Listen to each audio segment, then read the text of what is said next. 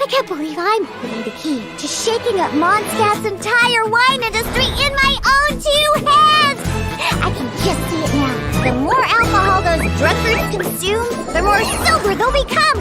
I wonder if it could also be used to turn water into wine? Alternatively, a strength-enhancing potion could make it so that Paimon could take down an Abyss Mage all on her own. How are we supposed to make a potion like that? The pain from walking on all that rough terrain. It's like it was never there. With this in my arsenal, I bet I could deliver 200 orders in a single day. Excuse me. Coming through. Coming through. Your shipment's here. Need a bit of letting out around the middle. No, just ran into a bit of trouble. It's up to me to decide who I want to be, and to cut my own path. No one can tell me what to do. Let's go, Tomato! Delicate as silk. Next customer, the Spina's on the case!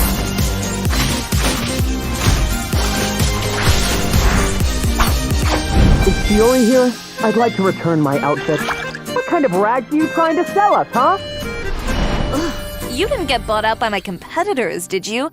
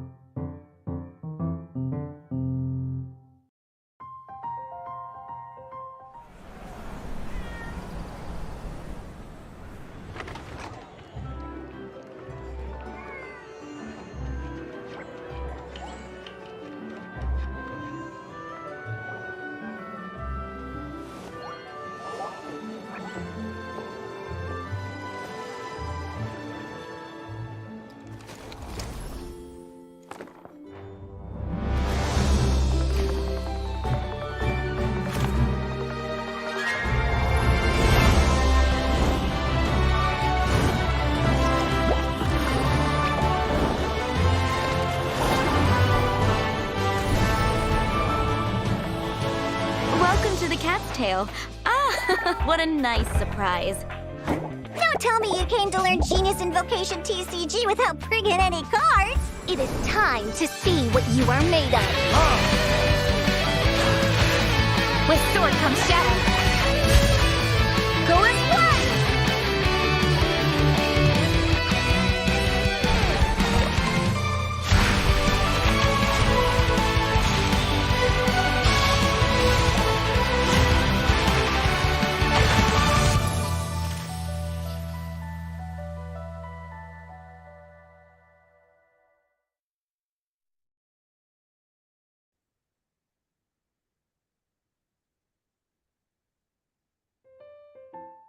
Look alive, ladies, gentlemen, and travelers everywhere. It's time to get serious. Welcome to the Genshin Impact Genius Invocation TCG Cat's Tail Gathering Serious Showdown Spring for the EU region. Good morning, good afternoon, good evening, wherever everyone watching is. My name is Staffa, and joining me today is none other than Rin Taijo. Hello everyone, I'm Rin, the Amber Main cosplayer, low life fan, and all that fun stuff, and I am back with Staffa casting today's show. Welcome back, Staffa, into the seat. How are you feeling? It's been a little while. Hopefully I'm not too out of the loop here. Very excited with the new cards, very excited to see what these players have to bring to the table. And of course, there's gonna be quite a lot of stakes happening here today, because the Serious Showdown today will directly allow our intrepid players to qualify to the Prince Cup. Ooh, yes, the Prince Cup, where the players can compete in a much higher stakes tournament for bigger prizes, but more fierce competition. With the new meta right now and all the new cards in, oh boy, things have changed. Not a lot, but there's definitely a new kind of meta in town, so to speak. You would think that would be a little bit more difference in like the decks and the meta that we're seeing, especially with 4.5, but it does seem to be the same old faces here and there. We're seeing a lot of combo, we're seeing the same old magic, the same old hyper magic. We have seen some more unique decks in the previous, the America server Serious Showdown, so hopefully we get to see something interesting here in EU as well. Or if we don't, hopefully we see some really huge, massive 5-head plays happening with some of the decks that we see here. But here, how about you take over the rundown for the show today, Staffa? Thank you very much. So, for everyone watching today, what exactly is the Serious Showdown? Well, the Cat's Tail Gathering Serious Showdown Spring is a TCG tournament organized by the Genshin Impact Tavern community and authorized by Hoyoverse, exclusively created for top players from Cat's Tail Gathering Season 1 and 2, with 24 top players from the Europe server invited to this showdown for a chance to qualify to the Prince Cup. Sorry, it's a little early for me, Staffa. Can you just hang on there for a bit for me again here? No worries. Yeah. It's the direct opposite for me here. Oh, yes. Yeah, it's a brand new kind of show, though, Serious Showdown. Usually we would do just the finals on the show today with third, second, and first placements, but today's a little different because everyone here today will qualify for the next tournament. So we'll be watching the matches for the lower bracket. Was it? I think that's what we're doing today. Yes. That is indeed the case. I can't quite recall if we're gonna see. Yeah, I don't think we get to see the formats just yet. These are the 8 players that are gonna be matching up here today, and these are all going to be best of 3 matches. And this is gonna be between 4 groups. Like you mentioned, these are all lower bracket matches. The way that the Serious Showdown work is that 24 players were split into 6 groups of 4, and out of those 6 groups, the top 2 players will make it through in a double elimination format. In all of these groups, 1 player has already qualified. So now these 8 players are competing for the final slots in their respective groups. Gotcha. Okay, that's how it goes. Sorry, guys. I'm a little new to the format today here, but thank you, Staffa, for explaining that. So yes, we'll be watching these. So today's show will be a little bit longer than the streams that we've done on the Cat's Tail Gathering in the past. Usually we just see maybe up to 5-6 matches tops between 4 people, but we got a whole show today, so make sure to get comfortable at home here. So here's the group 1, how everything's set up and how we'll see everything go down. So we already have a familiar name there. Riva has already qualified directly through the upper bracket to the Prince Cup. And as we can see now, Upi and White are the 2 players that are going to be competing for this final slot in Group 1. It'll be exciting here. So oh my god. that face will appear in my nightmares. Oh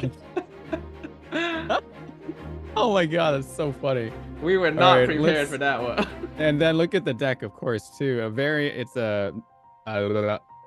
me a second. Layla double hydro, a hardcore stall deck actually. Layla has been pretty strong in regards to like keeping the team going, especially with the ongoing cryo application she can throw out there. So with those two, it's going to be pretty interesting to see. But then here's the other deck here. We got Yelan OTK has come back into the fold. It has been a very strong meta pick throughout the season, and once again, it is I think the top deck pick I've seen, at least across a bunch of players, what they bring into this tournament.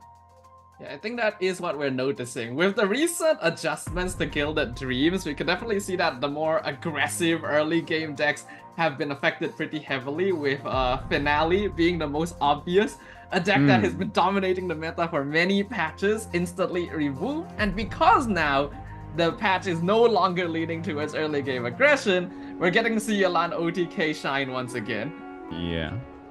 All right. Off to the card draw. Everyone got their artifacts and some good, so at least White's got the Vonarano so they can try to ramp if they need to. Yeah, they opt to keep those. Who's our target good. this time? Rupi leading with Yelan, of course. I think White leads in with Layla, but maybe I might be wrong. Oh, you. Okay. I think we are all familiar with the trinity of TCG by now, of aggro, combo, and stall, right? Where we know that combo naturally works very well into stall decks, and in this case, the combo is the Yelan OTK, the stall is the Layla double Hydro, which means that White is already going to be at a disadvantage going into this, and I believe we've seen this deck once before during the Castile Gathering Europe previously, and it did not do well. For the new players at home, though, can you quickly go over what a combo deck does and how it works? So basically the way a combo deck will work is that you want to build up a combo. Quite often it will be starting on a character that has an ultimate that allows you to really buff your attacks afterwards. So in this case, things like Yelan or Xingqiu, you get the burst up, then you start spamming normal attacks with whatever dice reduction cards that you are able to draw at a specific point in time. So yeah, good cards like Minty Meat Rolls, which lowers your normal attack by 1 dice 3 times. Or Northern Smoked Chicken for 0 cost. You get a free 2 cost normal attack. And oh, White just ended their turn already. They just equipped everything and said, all right, we're good. They're getting their stalls set up. They got their helmets on for Barbara and Xingqiu. They're ready to go. I think it's not a bad choice here, because clearly you're not going to have the tools that immediately threaten Yelan off the bat. So just try to play for your own flow overall. It's still going to be a very difficult situation because Layla double Hydro, while having a lot of control overall, if you start this slowly, it's unlikely that you're going to be able to get a freeze on Yelan before she's able to build up her burst. Let's see here. Yeah, especially with Vonarano, any hits that get taken, Vonarano absorb the dice from the Millilith, which I don't think they did. They didn't bother anything there, so probably a wise move. It is interesting that they decided to go Millilith on both Xingqiu and Barbara when Layla's the one that they started with and expected to take damage on, so you would think that they'd equip her so that they could benefit from that somewhat. Right, but I guess Barbara definitely for sure you at least want Millilith on. Maybe Layla too, but we'll see what they're cooking here. Looking at the dice. White has some pretty nice dice here. Yep. Upi's still gonna need some Hydro at least, because you still want to build up that burst on Yelan first. A lot of Electro. It would be good if this came next turn to start doing damage on Manifestation. Yeah, you definitely want to try to get the jump early though. But yeah, Barbara, once she has her shield up, it's going to be very difficult to play around. As long as White can control what elements are being affected on them and what they can cleanse on the next turn, it should be pretty easy going for White here. Yeah. Looking at the cards White has Tenshu, Kaku, and Sumeri City, which are obviously cards that are nice to have on a stall deck. The earlier that you put them down, the more value you're going to get out of them over the course of the game. But White needs to be very wary about turn 3, because that's where the combo usually comes out from Yelan OTK. This turn, the goal for Upi is going to be to finish off, get that Yelan burst out, And then next turn, just go to town. Unfortunately for them, they still don't have their food that would discount normal attacks. And they have double Liar Song, but no Gilded. Yeah. What was that they pulled out there? Was that Echoes or was that Gilded? I think that was an Echoes, wasn't it? That was Echoes, yes. All right, okay. They could try to draw a card with that if they want to equip it on somebody. Maybe save their burst here, not quite go. They're going to have to anyway. They don't have the cards for it. I think there's not a lot of reason to not go at this situation. Typically the goal with the Layla Double Hydro is to control with freeze and slowly whittle down your opponent by just generally outlasting them. But to do so, you will definitely need to have some energy up, especially on Barbara, because that Barbara burst is going to be a lifesaver once Upi starts doing damage. The problem for White right now is he doesn't really have a lot of energy. Now, he is stalling out, so he's got 9 dice still for the rest of the turn, which is something Upi will need to consider. Yeah. Upi could try to just apply Hydro to everyone, just so they have some kind of assurance that they can freeze them on the next turn. Yeah, they probably don't want to hit them right now anyway. They might just slow swap too to see what they do here. Trying to think of the play. Yeah, they don't have many options. They just have a lot of Hydro. They've got good support cards to put down, but not... Like, Seed Dispensary would help a little bit here, but I don't think putting down Yayoi or Chef Mao in this situation is particularly useful. Looks like Ubi not going to get that Yelan burst out just yet. Yeah, I think that's wise right now, and they were probably hoping to draw maybe a food card from that. But Echoes, once again, to explain to chats, watching, Echoes, once you do a normal attack, you draw 1 card once per round, so Upi's fishing for something right now, but not exactly what he's looking for. Wondering about the play. With two dice left over at this stage, things are a little bit awkward. Yeah. And not really any way to ramp with like a Liven. You could just play down Yayoi, Chef Mao if you really want to like ramp fully. Right. You don't want to be stuck 9-0 dice either, though. That can be a little dangerous. But you kind of don't have a choice in this situation. Yeah, at this point, it's probably your best choice just to go. Maybe equip that artifact on someone to take a hit to draw another card. We see the Yayoi being put Yayoi down. Gets That just... played, though. Yeah. All right, they just end their turn. That's fine. Yeah, they want to probably get Yelan going here to see what they can do. So now White has free reign for the rest of this turn. Back to Barbara. Sumeru. Probably Tenshukaku. Oh, actually, use your skill. Good idea. Yeah. Since Barbara's the only one that has Hydra right now, that's fine. Just limit the amount of Hydra they have on their side. Currently, this is actually a pretty good setup for White because with 2 stacks on the Layla skill, going for another 2 attacks will immediately guarantee like a freeze basically on the side of Upi, and if they happen to be on manifestation at the time, then it denies them from their combo turn, which really slows down the potential momentum coming out from this combo deck.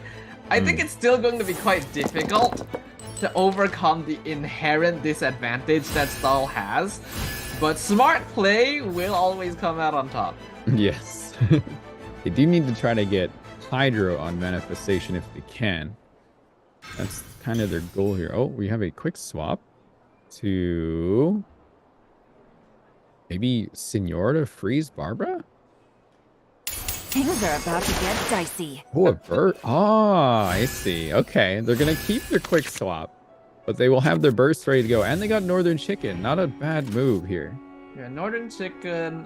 Gamblers is probably a little bit early. In any other situation, getting Gamblers here would be really nice. But since it's a stall deck, it's unlikely you're gonna be picking anyone off too soon here. But I think Upi is a little bit pressured by now to actually have to force out the Yelan burst, because if you just keep holding on to that, you're playing into exactly what White is waiting for.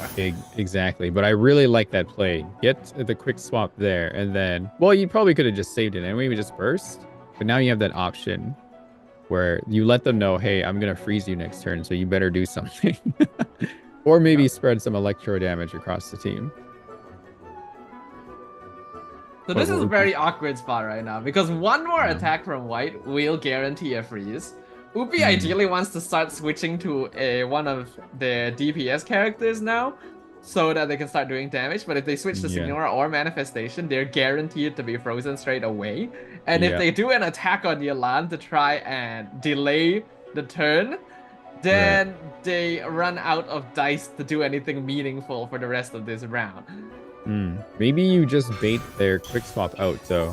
Maybe that's what you want to do. Oh, that's a good time to get the minty meat rolls, actually. Yeah, minty meat rolls right now is great, but that's huge. Upi is basically being held hostage here by the Layla skill. Yeah, that's fine. Like, try to bait it out or switch to someone. Make them use their quick swap too, just so you know they don't have it.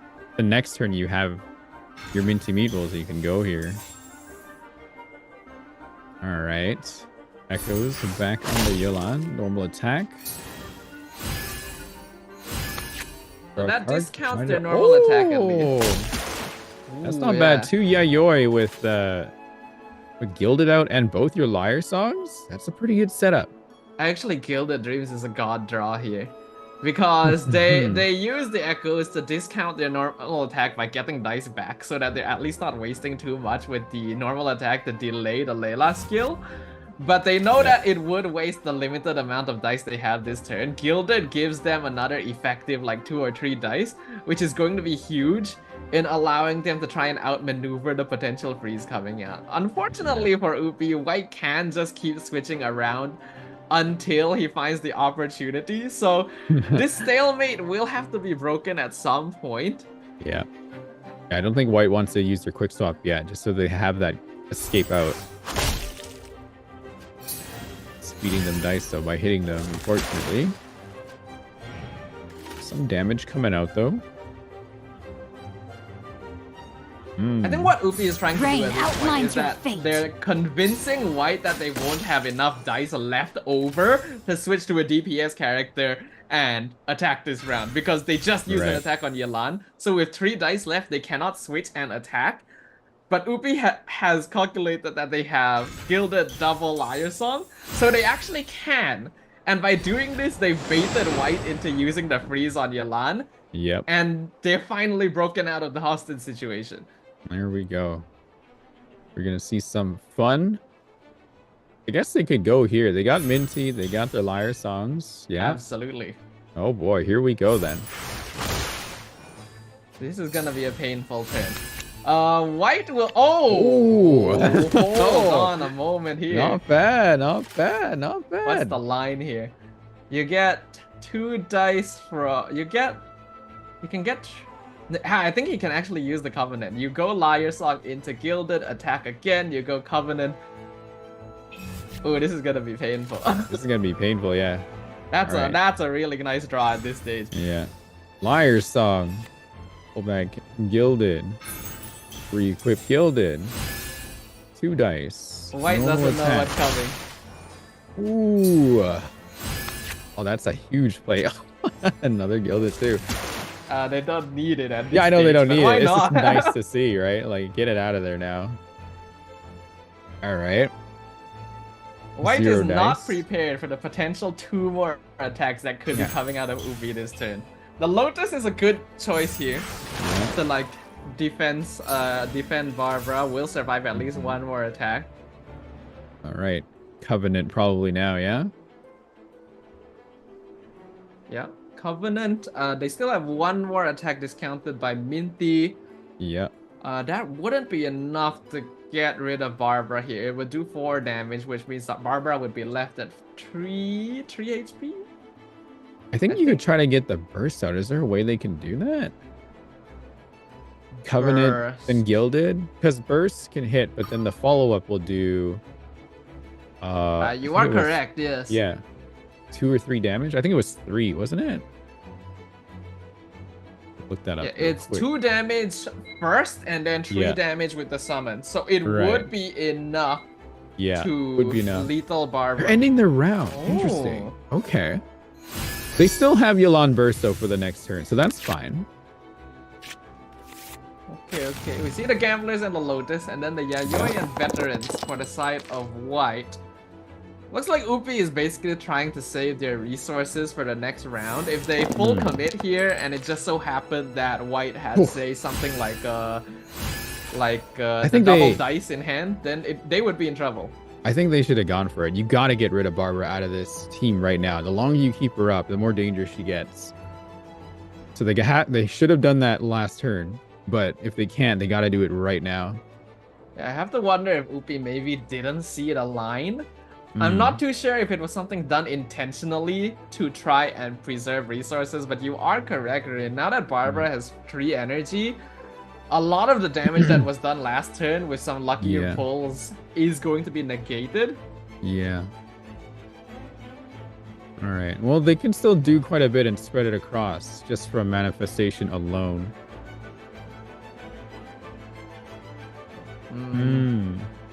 2 shield. And the electro charge there. They could probably get her down to 3 health. Okay, they just do normal. That's fine. Oh, that's actually a nice card to draw at this point. All right.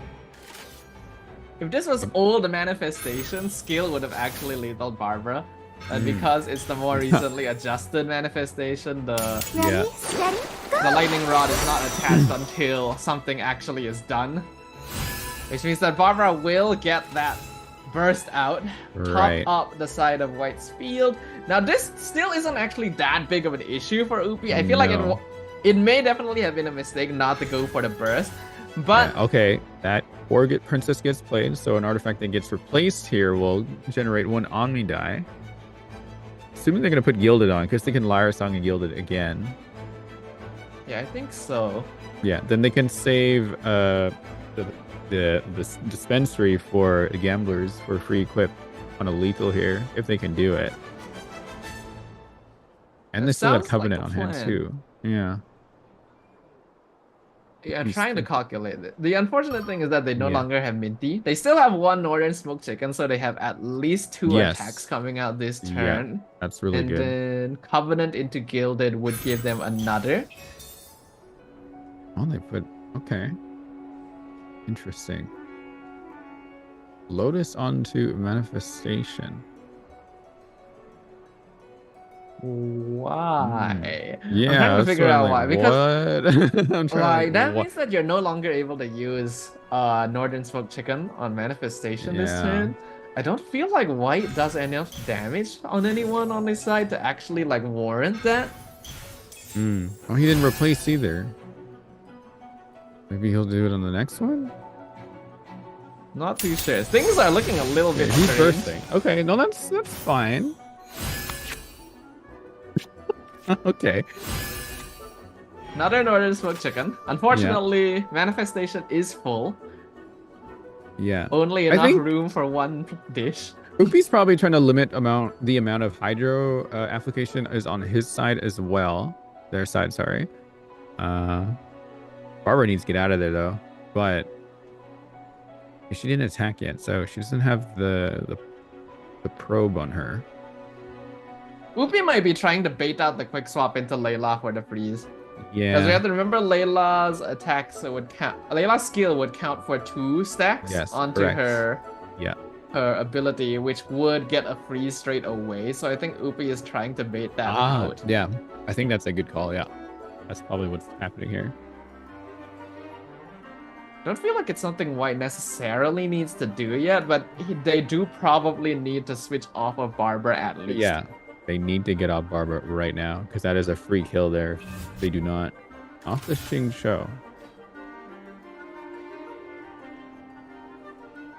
Interesting. Interesting. If he now replaces, get a free Omni and the 2 Electro die. Yeah, this is actually very scary right now for White. Because now that they've used the Barbara Burst, they have no more energy left to get the healing back out. And as we can see in hand, Upi does still have some dice options. With the Covenant and the Gamblers. Yeah. White cannot position their characters in a way where Manifestation can get a lethal here. Because if Upi gets even a single proc of Gamblers this turn, I'm pretty sure they're just guaranteed a win off the bat. Yeah. Yeah, they gotta switch off. They're gonna die. Uh-oh. Uh-oh. Yeah, this is an uh-oh. What is the play if you're on White's position? Both Go to Xingqiu Layla. and Barbara are within lethal range. Switching to Layla is basically the only thing you can do. It would Yeah. allow you to get a freeze as well if you use her skill again to at least stop the manifestations. Right. I believe they have to watch out for the burst though, because whoever attacks is gonna get hit by that thing. So if it hits Xingqiu, he's dead. If it hits Barbara, she's dead. It's Layla is after true. a normal hit from manifestation, she will die. So Actually, not a good yeah. situation for a White pull here. the trigger. So there were basically two lines that Upi could have taken there. Yeah. They could have attacked on manifestation to drop Layla down to lethal range to the summon, Yeah. then allow manifestation to get frozen, or they can swap stall to bait out the freeze before Yeah. committing to full attacks with Gambler's Covenant. And it looks Yeah. like they took the latter. Yeah. Oh, Fortress of Meripede coming out here. Not bad. That is a new card. Explain to those of us who are out of the loop, So like what this card does. So, Fortress of Meripede, I'll just read it off here. When your active character takes damage My or is healed, stars. this card gains 1 prohibition point, up to a maximum of 4 points. And then when your action phase begins, if this card has accumulated 4 points, then 4 points will be consumed and 1 strictly prohibited debuff will be created on your opponent's playing field, preventing them from playing any event card. Just 1 though, for that round, and then it resets. Ah, okay. Yeah. So it's Judgment Light. Judgment Light, yes. Really good against decks that like to play a lot of cards, and then you can kind of interrupt them a little bit. I think you missed this because you were reading out the Yeah. description earlier, but Upi did actually just draw an egg. Yeah, I would have called that. If I saw it. I just happened to trembling. distract you by asking for the description just in time to. Oh, I think this is a huge play coming up. Covenant, yeah, coming here. Into Northern. Yeah, definitely a Northern now, and just probably tune a Gamblers, maybe. And I don't think they replaced an artifact yet, so they put Gamblers on somebody and then get another dice. That is true. Yeah, they could just do that right now. Yeah, here he goes. Replacing artifact on Senora. For normal should do 1, with the reaction do 2, and then from Yalan should do another 2 or 3, was it? I think considering that White has already ended their round and they can't switch off of Layla anymore, Layla is guaranteed dead this round, Right. unless Upi just decides that they're not going to attack, which would be a very strange decision. And they do attack. 2 damage there, and Yalan burst or follow up for 1 damage. Not enough.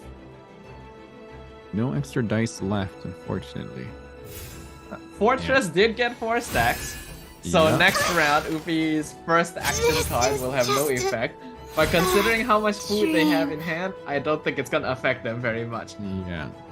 So White did manage to escape the Gambler proc on the same turn, but they have only 1 card left. Yeah, this is basically already GG. Yeah, There's unless not- something magical happens here. They got an egg! Oh, an egg!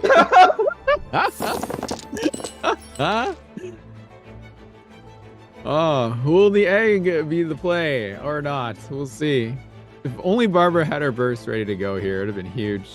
It would have been huge. Unfortunately, I don't think Egg is going to do too much here other No. than like prolong the game just a little bit. We can believe, though. We can believe. We can believe. Believe in the heart of the cards. The heart of the cards have already answered. I don't think it's enough. Let's dance. All right, Barbara's skill on the Senora. The only consolation is that Yalan's burst is no longer up. But Upi, I think, has enough damage just overall. Yeah, double Mao right now. Northern Chicken. Yeah, that gets played. They get Prohibition removed. Do your quick swap. So then you can switch over to Manifestation and do that. Probably put Gamblers on. Yep. And then do a skill. Yep. Yep, Take out unfortunately, Barbara. Upi just basically has every card that they could possibly need right now. Yeah. Yeah, white So- doesn't have enough cards in their hand here to really keep going, and they got just tricked into the position that they were in. So unfortunately for white, this does go to Upi. But Let's at least white can have some fun if they want and just play the Yeah. egg. Like they just Play the surprise egg. Ufi at the end. It's like, you haha. should play every lane you possibly can because you Yeah. never know. What if Upi just falls asleep all of a sudden and you win? I want you to just look at White's profile picture right now and just imagining him going, haha, you thought you had me beat, but I have an egg. Lose 2 more dice, only 4 dice left to go. Like, what do you do? Yeah, It's Upi's basically being a- wise though. It is basically a go next. White is basically taking some time to think about like whether there is any possible line that they can play with the egg. Yeah. But nah, I don't think so. They're not even going to play it here. That is going to be the end of game 1.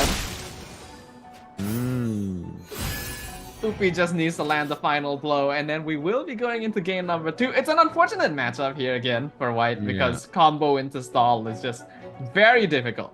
Yeah. Gotta hand it to them though. If you misplayed any of that though, White could have easily had that. The stall is still pretty strong if you just know what you're doing. Yeah, ends your turn. Alright, Upi, give us the... What are you gonna do? Nice skill? Yep. Yep. I have taught you. There we go, game 1. Perfect. Going Nice. over to Upi there. I think this Congratulations. is kind of the expected result overall, but still very Hmm. cleanly played. I think we could have definitely ended the game a little bit sooner if Upi Yeah. went for the burst play with the Covenant earlier, but it still works out in the end. And we're gonna go into game number 2, and I believe that this is going to be the format where once you have one with a deck, you can no longer use it. Right. I suddenly yeah. forgot the name of the format. The format. Oh, Conquest. Ah, yes, thank you. I managed to remember that at least, so. But yeah, That's just why looking there's at 2 the... of us. Yeah, as long as there's 2 of us, we got both of us covered here. I was just looking at the clock. That took about half an hour-ish for that match alone. That's just the first match today, you guys. So we're Things gonna are be pretty here serious. yeah, it's gonna be a pretty serious showdown today with some of these decks. But here we go again. White bring in the combo this time. Right? White's got their own combo deck. White, we're doesn't gonna look- bringing in Yelan OTK. And we know that Upi can no longer play their Yelan OTK. Yeah. So what do they bring instead? They bring the classic Mew. Ooh, Ah. okay. Yeah, nothing too different. Some energy cards that pull in calcs, and then they also have Judgment instead. Usually you would see something like Fresh Wind or not even in there, so we'll see how this goes. Yep. As we know, Mew is a Yeah. familiar deck list. It's been around for a while, and it is very much kind of a hit or miss kind of deck list. Interesting. Okay, Very okay. interesting. This is Okay, draws destiny. on both sides. Yeah. Because Upi did manage to get Paimon round 1, which is very good. As we all know, you typically want to ramp turn 1 on Mew. So that's basically already what they want to achieve. But it depends on whether or not Upi wants to apply pressure straight away, because it is always very dangerous to allow Yelan OTK to get the burst off. Yeah. 2 Northern Chicken right off the bat, though. Busted. Bad. Did they? Oh, they shuffled that back. Sorry, I was looking at my notes. They're picking the cards there. All right, double Junior Zad.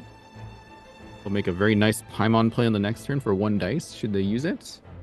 Or they could do it now to ramp early. Again, the question does come down to whether or not they want to put pressure on. Delve Looks into like they destiny. will be forced to go for a tune here. Get that Mona skill out as per usual. Yep. Yeah, they could definitely play Paimon and oh my god, his name escapes me today. Timaeus. Timaeus, yeah. Yeah. Gosh. Then yeah, keep their quick swap for whoever they want here. So I'm looking at the deck list right now, and I'm realizing that the deck list from Upi is actually a bit different from the typical Mew variant that we saw in the past. Where previously you would run 3 weapons with Wagner, so you'd kind of have a weapon banner 50-50 going on with this deck. But this one doesn't run Wagner. It only has Will's Gravestone, and actually runs the double Liu Su. Oh, for the energy switch. That's actually a good idea, because Wanderer's Burst is quite deadly. You really don't want him to have it, especially really early. It's a quick, like, 7 damage without any buffs for reactions. So it's definitely something to be aware of. Ooh, big hit on Mona, but that's fine. Mona taking damage isn't really the play here, but any lethal right now would be a good idea. This is an adjustment line coming out from white. As we've already seen in game 1, the typical play for this deck is to try and build up your land burst as quick as possible, and then play for a big combo round 3. But because white wasn't able to get his Minty or Northern, and because they're going up against a more aggressive Mew deck, they want to start applying pressure as soon as possible. Yeah. Another quick swap for Rosaria's card as well. The discounted swap, always nice. Let's see. We got good dice today. Looking a little bit sus on both sides, actually, the dice. Very colorful. Yeah. Changing shifts comes into play to save your dice. Going to Wanderer. Gilded goes on instead. Squall and Fury. Skill to draw another card from the reaction. We get, ooh, perfect. Fire Song is a good play. Fire Song is nice timing there. I think that's a great time, because then, yeah, you could swap off and put Instructors on for free. Or not for free, for 1. I did just see white draw Yayoi, so that's actually also a very nice top deck here in order to get that Gilded put out. Yeah. Wondering whether they want to stay on Yalan to really build up the burst, because Wander is gonna be dangerous. Oh, it is free. That is correct, yeah. The Liar Song is instructed, normal attack onto Senora, draw another dice that matches them. Pretty good play. So far, things are definitely going according to how Upi wants to play this. Staying on Yalan, actually not too bad an idea, thinking about it now, considering that Wanderer's normal attack will go towards Signora. But it will still take another 2 turns here for white to actually get that burst out, and they don't even have enough dice to do it this turn, unless they do go for the Yayoi into Gilded play. Wanderer right now has an option to lethal someone in 2 hits. Yes. That is the problem coming up here very soon for white. Squall and Fury. Skill back onto Yelan. Oh boy, here we go. All right, so let's see what happens here. I think at this point, white is going to be forced to basically sacrifice Yalan here to get that burst out. Yeah. If he stays on Yalan and can bait Upi into using the Wanderer Burst on her this turn, then that's the most ideal, but I'm pretty sure Upi isn't just going to let that happen. No. Most likely the play for Upi is to get that ramp on Liven, and then end the turn on Mona. Yeah, I think Lieben is definitely going to be put into play here. No, never mind. Normal attack. Proved us wrong. We get another one though. Lethal. Okay, makes sense. Yeah, they can go for another. They could do Lieben now, actually. I think. Let me think about this real quick. Yeah. Because Wanderer should try to avoid lethaling Yalan in this position. Right. Cause then Manifestation can get a free switch in, and then basically lethal him next turn. And I think Upi ideally wants to get the Wanderer Burst out on Manifestation. If he's able to do that, then he basically guarantees a win already. And he even has a quick swap in hand.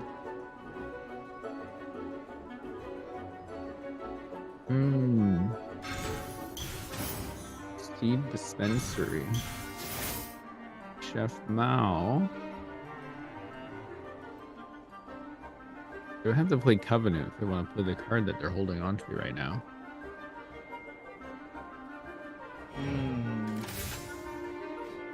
looks like white will end there. So Upi has the option of lethaling either Yelan or Signora. If he's going to...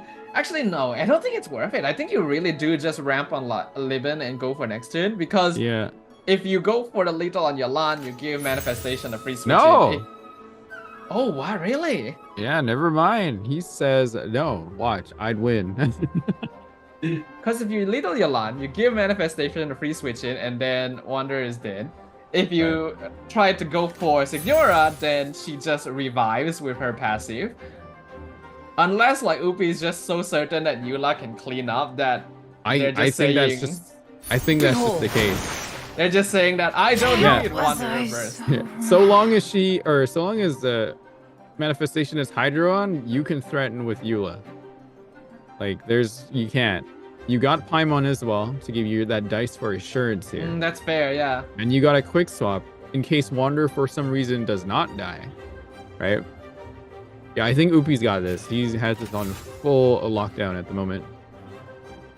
Yeah, now that I look at the line that Upi did decide to go for, this makes a lot of sense. Because even if White decided to switch over to Manifestation and get the lethal onto Wanderer, then Eula immediately switches in, gets the freeze, and wins the game on the spot. If he had decided to ramp and leave White side alone, then White could have had healing items next turn that could have messed with the breakpoints. I think Gambler just came out too. Yep. No way. Yeah. Upi doesn't even need it anymore, but hey, why not? I would just, insurance, right? You gotta do it in the serious showdown. You gotta take things a little seriously around here. We are all Genshin players. We do like our gambling. Yeah, we sure do. Oh boy. All right. Will we do it with Gusto, Wander, or will he just get taken out here? If White had Lotus here, it would be pretty big. Because unfortunately, while Signora can lethal Wanderer, like the ideal here for White, Signora lethals Wanderer, Upi switches to Eula to kill off Signora, and then White gets a free switch to Manifestation to do damage to Eula. However, because Mona is still alive and Signora is on 1 HP, Upi can switch to Mona off of Wanderer's death and just lethal Signora anyway. Yeah. So any healing food would be useful. Lotus would obviously be the best. But does White even... White doesn't have like a healing food specific other than only. Lotus. Yeah, just Lotus. Very aggressive deck, but yeah, there's they do Lotus have right one there. They just drew the other one as well. And, okay, Cavarina coming into play. Is that Vortex or Cavarina? I don't remember what the lower cost was. Still did not die. Wait, oh yeah, there we go. Cavarina is the lower cost one. Okay, Cavarina is the lower cost. To Eula, okay. Beg for mercy. I think that's good. Freeze, don't let her do anything.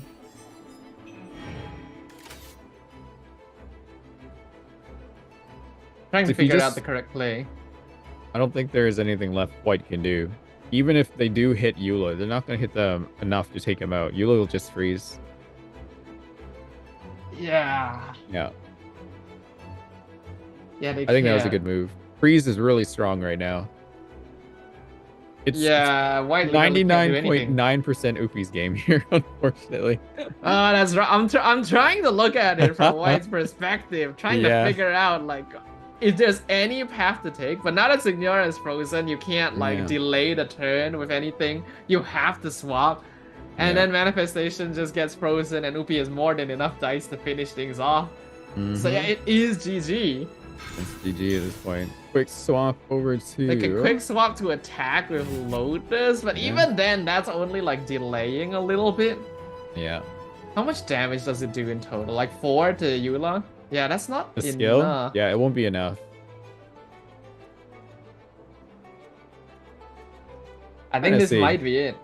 Trying to think. I'll think for them a little bit here. Play Mao. Play your last. No, yeah, they resigned. They know. Yeah, they know. Gamblers goes on to Eula. Eula skills. 6 damage. Jeez. Manifestation would have survived that with Lotus, but then after that, end with a burst. Left.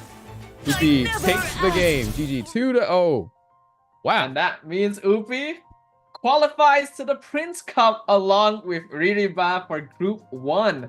Congratulations to them. Yes. The Prince Cup, once again, is the next level tournament for all the players with higher prize money, but higher stakes as well. And maybe some opportunities to travel around along with the crew, including, well, I used to go down for one of the US tournaments. So maybe you guys watching at home, come and apply for the tournament so you can get in on some of this action here. But anyway. Yeah. Always very cool. There's always opportunities open if you think that you've got what it takes at TCG. But yeah, very well played by Uvi. GG well played to White as well. Things just didn't quite match up well for them. They had to play a stall into a combo, and then they had to play a combo into an aggro. It's just basically a losing line in like a rock, paper, scissors both times. But they definitely put up a valiant effort. Yeah. So when we saw that match, so remember how you said combo versus stall? That one was combo versus use an aggro deck, correct? Yeah, and aggro is generally better against combo decks. Is that true? Yes. Yeah. Can you explain that again over my head real quick? Basically, combo is good against stall because they have a lot of damage built into one turn that you can't outstall. And then aggro is good into combo because they do damage so quickly that you can't get the combo out safely. Right, yeah. So yeah, just some perspectives for the new people watching it when they're constructing their decks and how to, you know, when you want to do some thoughts here. Actually, I'll just give a quick shout out to Blep. Blep runs a TCG channel where you can watch, and he has a lot of videos on how to like construct your decks and what to do and what to look out for. And also, one of the most important rules about when you build your decks is when you build it, if you lose, don't just quit on that deck. Just kind of think about it, kind of adjust it a little bit, and then try again. Don't just like write it off completely, because you are going to lose some of your rounds as you play. You're not going to win every one. There's always fine-tuning to be done when it comes to Genius Invocation TCG. But for now, that's going to be it for our first series of the day. We still got 3 more after this, but we're going to go on a short break before we come back with game number 2. So if you guys want to grab a snack or head to the bathroom, now is the time to do it. We'll see you guys after a few minutes, and when we come back, more Genshin TCG. Guys in a bit.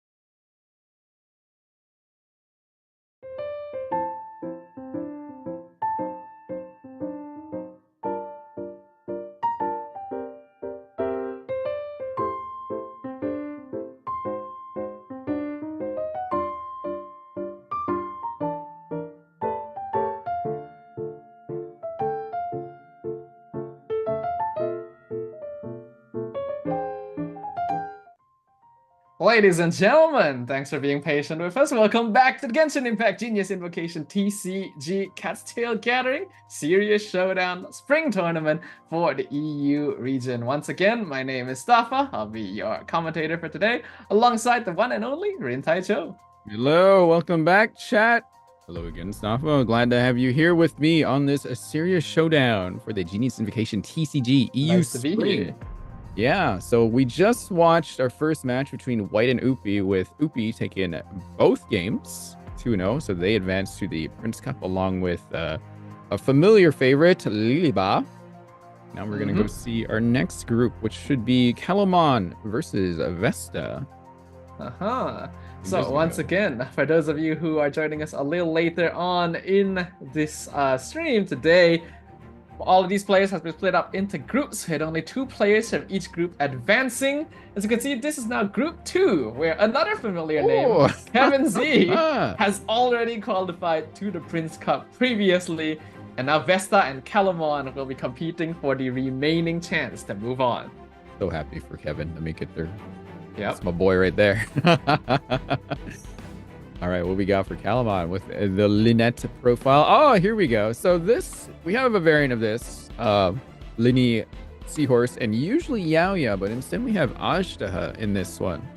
The prior deck we called Sea Sauce from the community, but we got to name this one. And I talked to Leah about this. I'm like, we should call this one Hot Sauce. I don't know why, but I'm going to run with that. So... I can't really come up with anything else. Most important thing, it is the Hyper Magic deck, actually. So let's just stick to that. Vesta running our Yelan OTK. So we've already gotten to see a good look of this deck previously, as it was present for both games, and we've seen where it is strongest and where it is weakest. In this particular position, the Hot Sauce deck here is a little bit more unique, in that it doesn't necessarily fall into any of the predetermined trinity. It is actually a deck that was more conceived to counter Finale in the past. All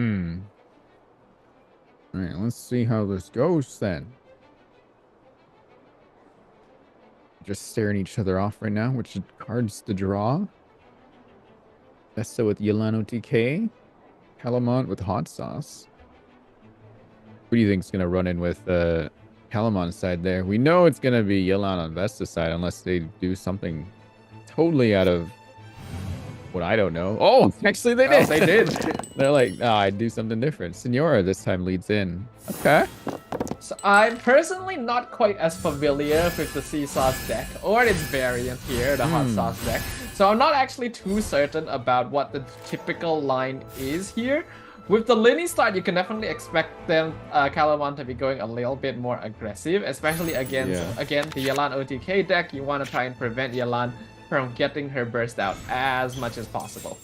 Yeah. Wonder if leading with Senora to spread cryo around to freeze someone and then kind of control the match from that perspective.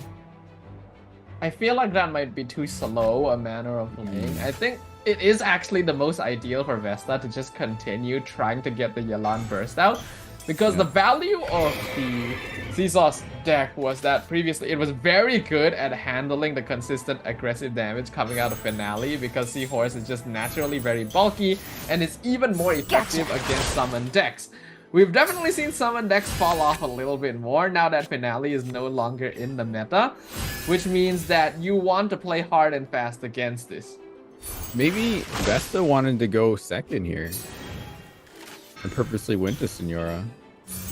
It's basically they went to Signora so that they could eat the Pyro application from Linny, and so that Yelan wouldn't be at risk of an easy overload. That's basically the only reason, I'm pretty sure.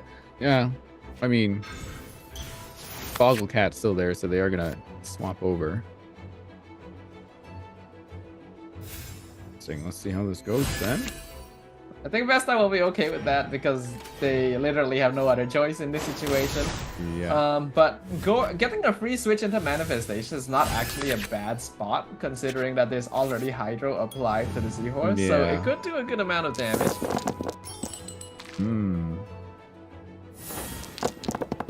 Actually, a huge brain play there. I think he made the right. I think that's the right call. It does Thinking well unfortunately ahead. leave Yalan quite low on HP. Oh, I just want to pick on something that just popped out that's completely unrelated or related, as you may think. Both avatars that they have representing have their thumbs up. Oh, you are correct. If That's only fun. Bennett was somewhere here, Yeah, then Bennett we'd was have who even you more thumbs up. Yeah. All right. So, and an attack over the manifestation. Manifestation is now locked on to Seahorse. You can definitely just go for the attack here. Seahorse does have shielding. So with the skill and the electro charge, I think it would leave Seahorse at exactly like 1 HP. I need to check this again. I'm not that familiar with the Seahorse just yet. Hmm.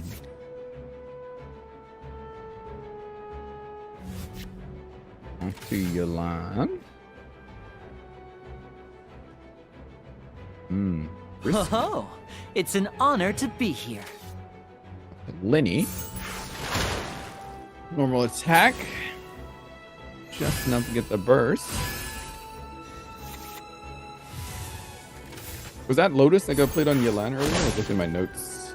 Yeah, it was. I was Okay. also looking at my notes. Yeah, that proved it right there. That Lotus is actually very valuable because Yalan now going to be able to get that burst out. Still staying on 4 HP. Mm-hmm.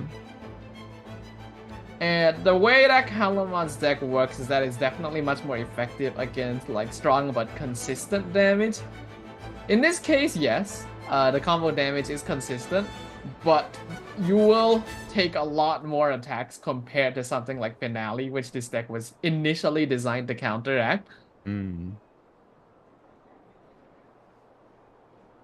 I mean, since Ashta has a bit of a flex element here, they could definitely play like a Volcano deck. This setup, it's a little bit more defensive. Yeah, pretty much. It is the exact same elements as well as a Volcano deck. Almost. Depends on what Ashta wants to do and what he gets hit by. He's got 3 options: Hydro, Electro, or Pyro, I guess, technically. Game's up. Fun Either way, over. it's very obvious that Redbomb will go for the burst in this situation. Yeah. If stick he to the doesn't original go plan. for it now, I think getting a similar situation where Yalan can get it out safely is not going to come again this game. Yeah, stick to the plan regardless. They have gilded, but I doubt they have enough like combinations to actually get another attack out. Especially like on Yalan, it's not gonna do anything. So basically, just go for the end turn here is the play to get that turn prio. Unless they really want to switch. Oh, actually, this could be quite smart. They are switching the manifestation who has the Electro Aura so that the summon will overload it off to Signora, who can then free Seahorse. Or whoever Kelomon puts out. Yeah. Oh wait, hang on. That But now follow that Kelomon. ad though, yeah, it'll force swap back over to Yelan. Ooh, Smart. I like that. good plays here. Very yeah. good. Oh, hang on. Gilded comes in so they can like move around a little bit more. This is straight up like the moments in anime where where both characters in a fight think they've got their opponent, but then they just like suddenly appear behind them Like repeatedly. just 2 steps ahead over and over again. What is the player though? Ceiling comes out. Northern Chicken. Little attack. Not bad idea, not bad. Some Do really they have big damage. enough dice for one more attack this turn? On. Do they have anything in hand that gives them one more dice? No, they do not. Because if they did, then it would have been pretty huge. Oh, we go to the alarm switch, which will get the overload back onto manifestation. Yep. Yeah, I think that's great. Was I so wrong? Definitely the correct play. You think have to that's the correct play, sacrifice yeah. Yalan here. Yeah. But it's basically 0% chance she's going to get her burst out again this game. Yeah. So that is the right play. You get Manifestation in good position. He has Electro on him, so Seahorse won't be able to proc Overload by itself. Right. So unless Calamon has a quick swap here, Vesta is in a very good spot. Again, dice being rolled. I'm planning for Ajda on this turn here, based on what they rolled. Ajda's still quite healthy, though. And he can carry a game if he needs to. Ah, Judgment. Okay. Not a bad play.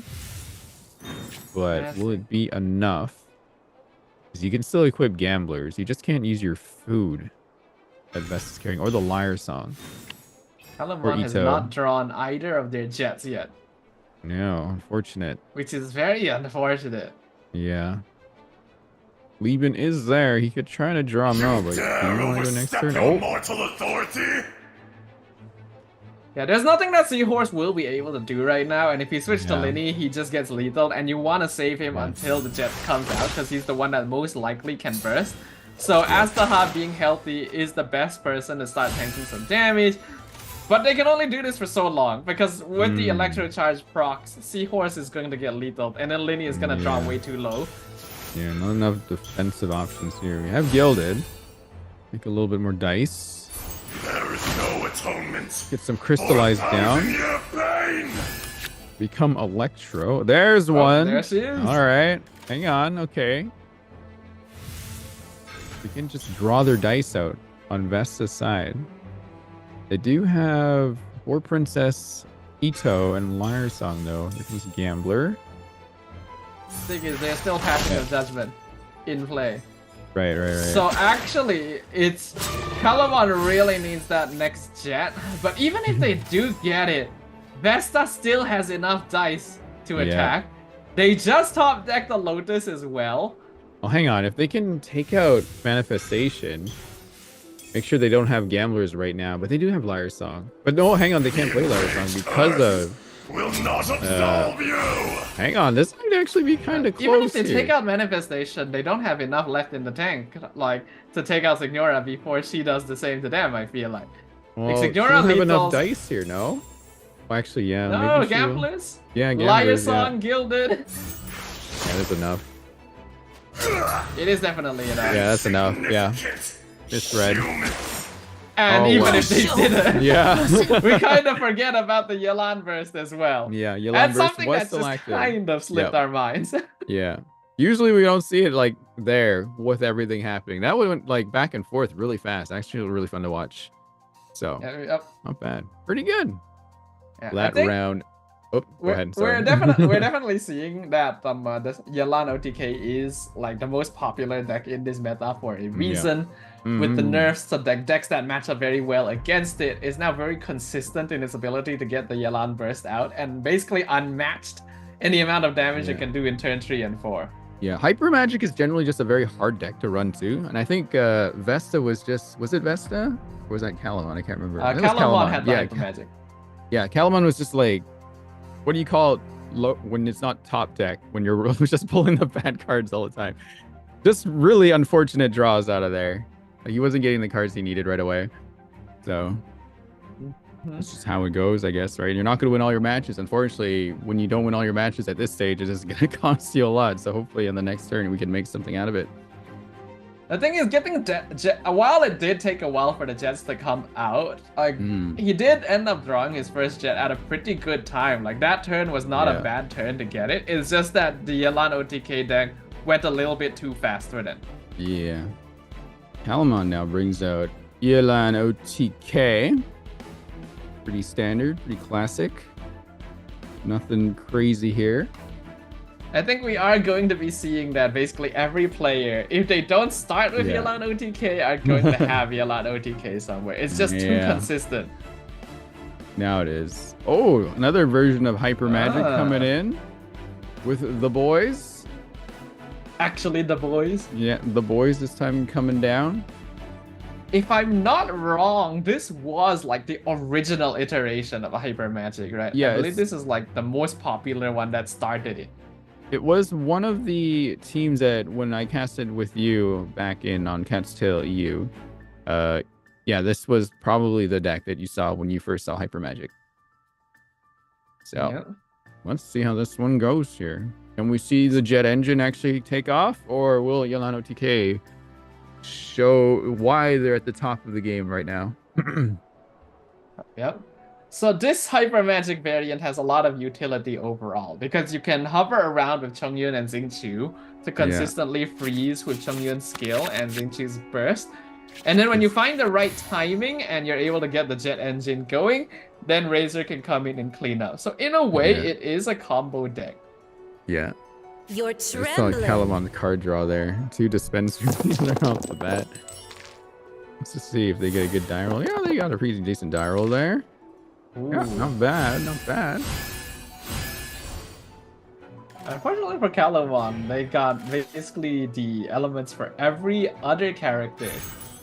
They did start with Signora this time as well, in a similar situation to avoid the freeze coming out on Yelan here, just to eat that initial Hydro. Yeah, or not. Just take a normal hit. Because you don't want to Hydro yourself and get frozen. The pale flame smolders. Nice, nice. Another normal, okay. Rain Sword's ready to go. I'm wondering if you switch to Yelan. Oh! Switch to Manifestation. Spread damage, yep. Generally on Hyper Magic team, you don't have that much healing. So, the further closer you can bring them to lethal, the better. This is actually very scary. Yeah. Actually, looking at the deck, there was no healing. There's no food at all on that side. And that's hyper magic for you. Yeah, that's hyper magic, baby. Oh boy, here we go. So this is now actually a very dangerous situation because if Vesta wants the burst on Xingqiu, they are effectively sacrificing him. And unlike Yelan's position, you typically want Xingqiu to stay healthy long enough to consistently be a Hydro applicator on your side of the field. Like one Xingqiu burst can be a little bit lacking depending on the matchup you're facing. Gonna be interesting here. Sorry, just checking my notes again. Boy. All right, off to Xingqiu. Let me weave you a verse. Get your burst out. He's not gonna last, so just stick with the plan. Hope you just draw your cards early. It's frozen. Oh, The gambler's coming out. Oh. No way. Oh my gosh. Vesta does get a jet, so they at least have one in hand to play when necessary. No one's got a burst ready to go yet, though. And yeah, Chongyun's gonna be a bit difficult to grow burst down here. I am out. Frostfield's not even out on play yet, as well. This is very bad. Yeah, Yoi and Gilded as well, so Calamon has even more dice potential in hand. That's just nuts.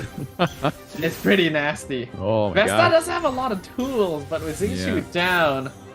Alright, they're showing that. Alright, we're starting to burn some cards here. They need to get some freezes going, though. Alright. Double Yayoi. Is that Gilded in their hand there? Yep. Okay. Yep. They can at least draw another card here. They can try to draw out the other A jet. touch of frost. Seal comes down. Good play. Freeze. Manifestation. They draw. Dispensory. Okay. See. You're trembling.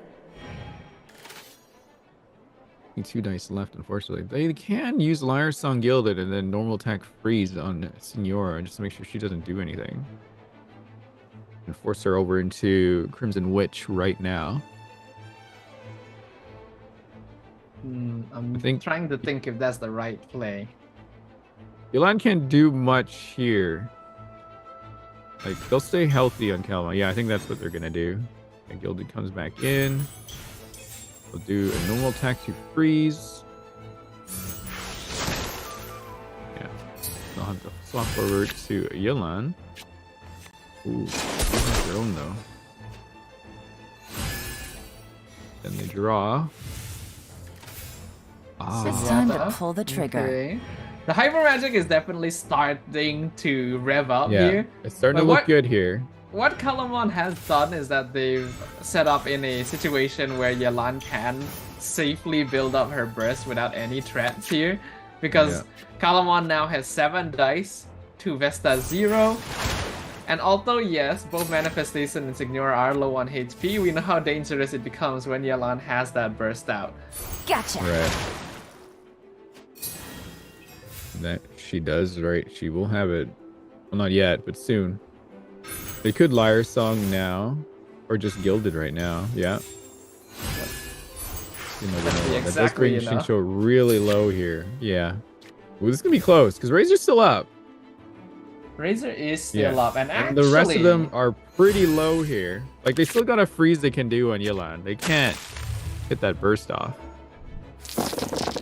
Yeah, actually, Vesta's in a pretty good position here. They can Yeah. freeze Yelan right at the start of this turn because they have turn priority.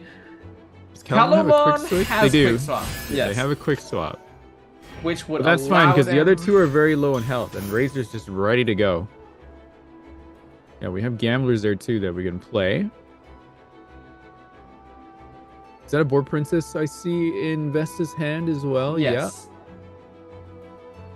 Yeah. Ooh, I think Vesta might have this. They play their cards correct. Razor is more than capable of taking everyone else out. I do think so.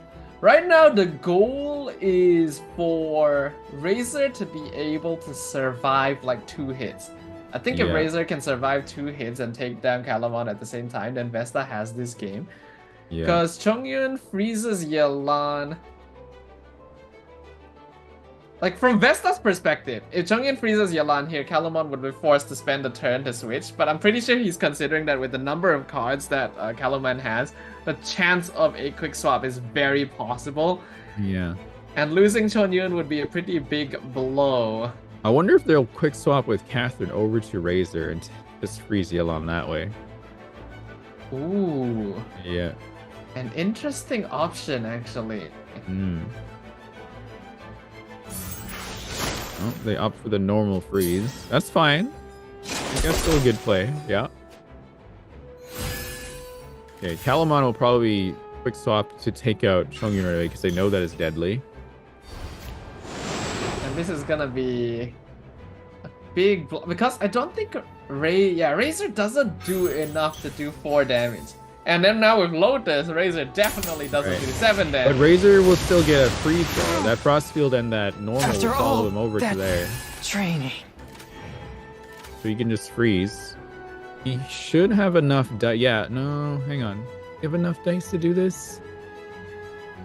Yeah, if you can do this right. Vesta Gilded. needs to get Jet Engine this turn. Yeah, Jet needs to come out really soon here. I think for sure. We got Sunyata as well, which will help eliminate some cards and make Jet cost 0.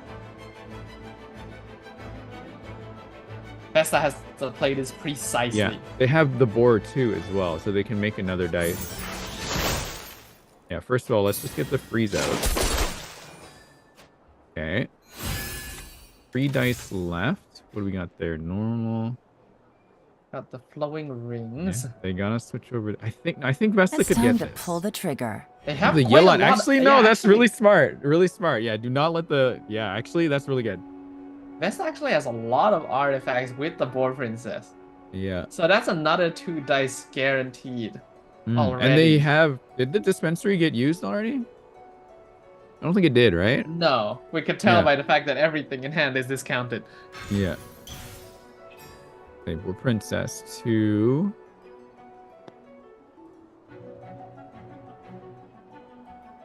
Hmm. How do they make extra dice here? That's the thing. Go into flowing rings. All right, there's that one. Yeah. And then I think you could just normal attack to get a card draw while you still have flowing rings up, and then replace it afterwards because then it's not going to matter anymore. Yeah. Ooh, this is tricky. Gamblers goes on. okay. 5 dice. Can use that replaces dispensary.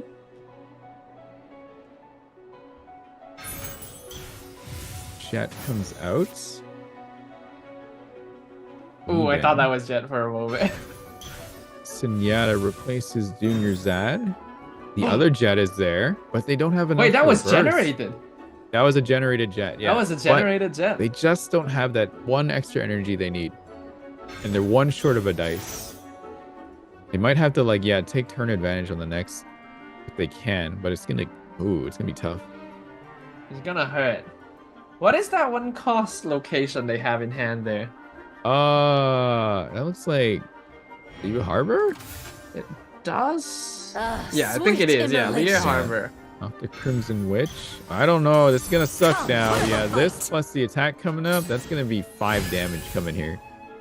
Ugh. Yeah, I don't know if Vesta's got this now. They Just can one burst dice. with fire Oh, never song. mind. Yeah, they, It's yeah, GG. It's GG. No, that's so sad. Oh, I wanted to see the jet engine go. Oh, Burn! Oh, that's so rough. unfortunate. Oh, In the end, there's a reason why Unfortunate. Yelan OTK continues to Yeah. be the most consistent combo deck of the Just- meta. just one energy, one dice off. That would have been perfect. They even had the extra, the created It jet was card very actually close. from the Sunyata too. Like I think it's a new card that just got entered into the whole game here. So if for people that don't know at home how this jet card works, basically every time you discard a support card, not like tune it, you have to like discard one of your cards, replace it or whatever you have to do. Jet gets 1 charge and it counts from the beginning of the game. So how it works is you will get, upon using burst, you will get that many dice depending on how many charges she has -1, but you have to have at least 5. So if you have 5 charges, use burst, you get 3. You have 6 charges, you get 4, but you could stack the jets and create more jets with Sunyata so you can have like a bunch of dice ready to go if you can Yeah. get it off, but it's very, very difficult to pull. It allows you to effectively get like up to 20 dice in one well, turn if you're like really lucky. yeah. If like all the setup goes in your favor. It's very Yeah. inconsistent though. That's why you can see that it can be a bit difficult. Either Mm. way, the burst potential of it is so strong that players will run it regardless. As we can see once again, Calamon gonna be bringing in the hot sauce deck, as you've so dubbed. Gold hot sauce. I think, isn't there a cap on how much dice they could have at one time? I don't think 20 was it. I think it was like 16, wasn't it? As in like overtime, not at Right. once. Oh, all right. Okay, yeah. True, that's correct. All right, so we got Magic versus... Oh, this deck! Oh, okay. Interesting. So we got a new card coming in, the Fatui Season Mage, the Electro version. I played with her a little bit. She's quite fun, actually. I like how she plays, providing shields. And she has a very rare Electro self-application that we don't normally see come into play here. So this is a new card that I have personally not seen because I Hmm. haven't really caught up with 4.5. So everything that happens here is going to be new to me. It is the classic Electro Hydro Dendro deck that was very Yeah. popular at the like beginning of TCG. Quite But enjoy it- this deck. Gonna be I'm gonna real quick. I'm gonna like last minute cram about Electricity in Maze. Okay, yeah. like go right for it. now, live on Yeah. stream. Go for it. All right, let's see how this goes here. Prepare to be amazed. Thank you, Lenny. All right. Oh, okay. So the session that she summons actually gains usage after action cards played. Yeah, so it can stay out there for a while. Sometimes forever. Oh, So Let me it count amuse card too. myself a little. Okay, so it's a more defensive official. Yeah, more or less. Comes with a shield on burst, depending on how many charges you got. Okay. I've got it. I've read it. I understand somewhat. Yeah. The Season Mage, they did equip the talent card too, though. If you want to quickly read up on that. Yeah, basically if they have 3 stacks, then they immediately do 1 electro damage. Similar to the way that Let me the score. Yai summons might work with 4 stacks. Yeah.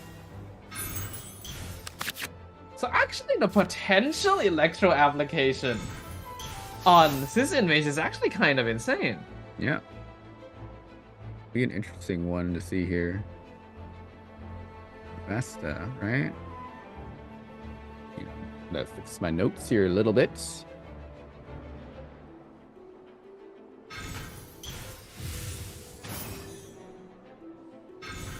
So I'm definitely looking at it. This is of course going to be more of a Hyper Bloom style deck.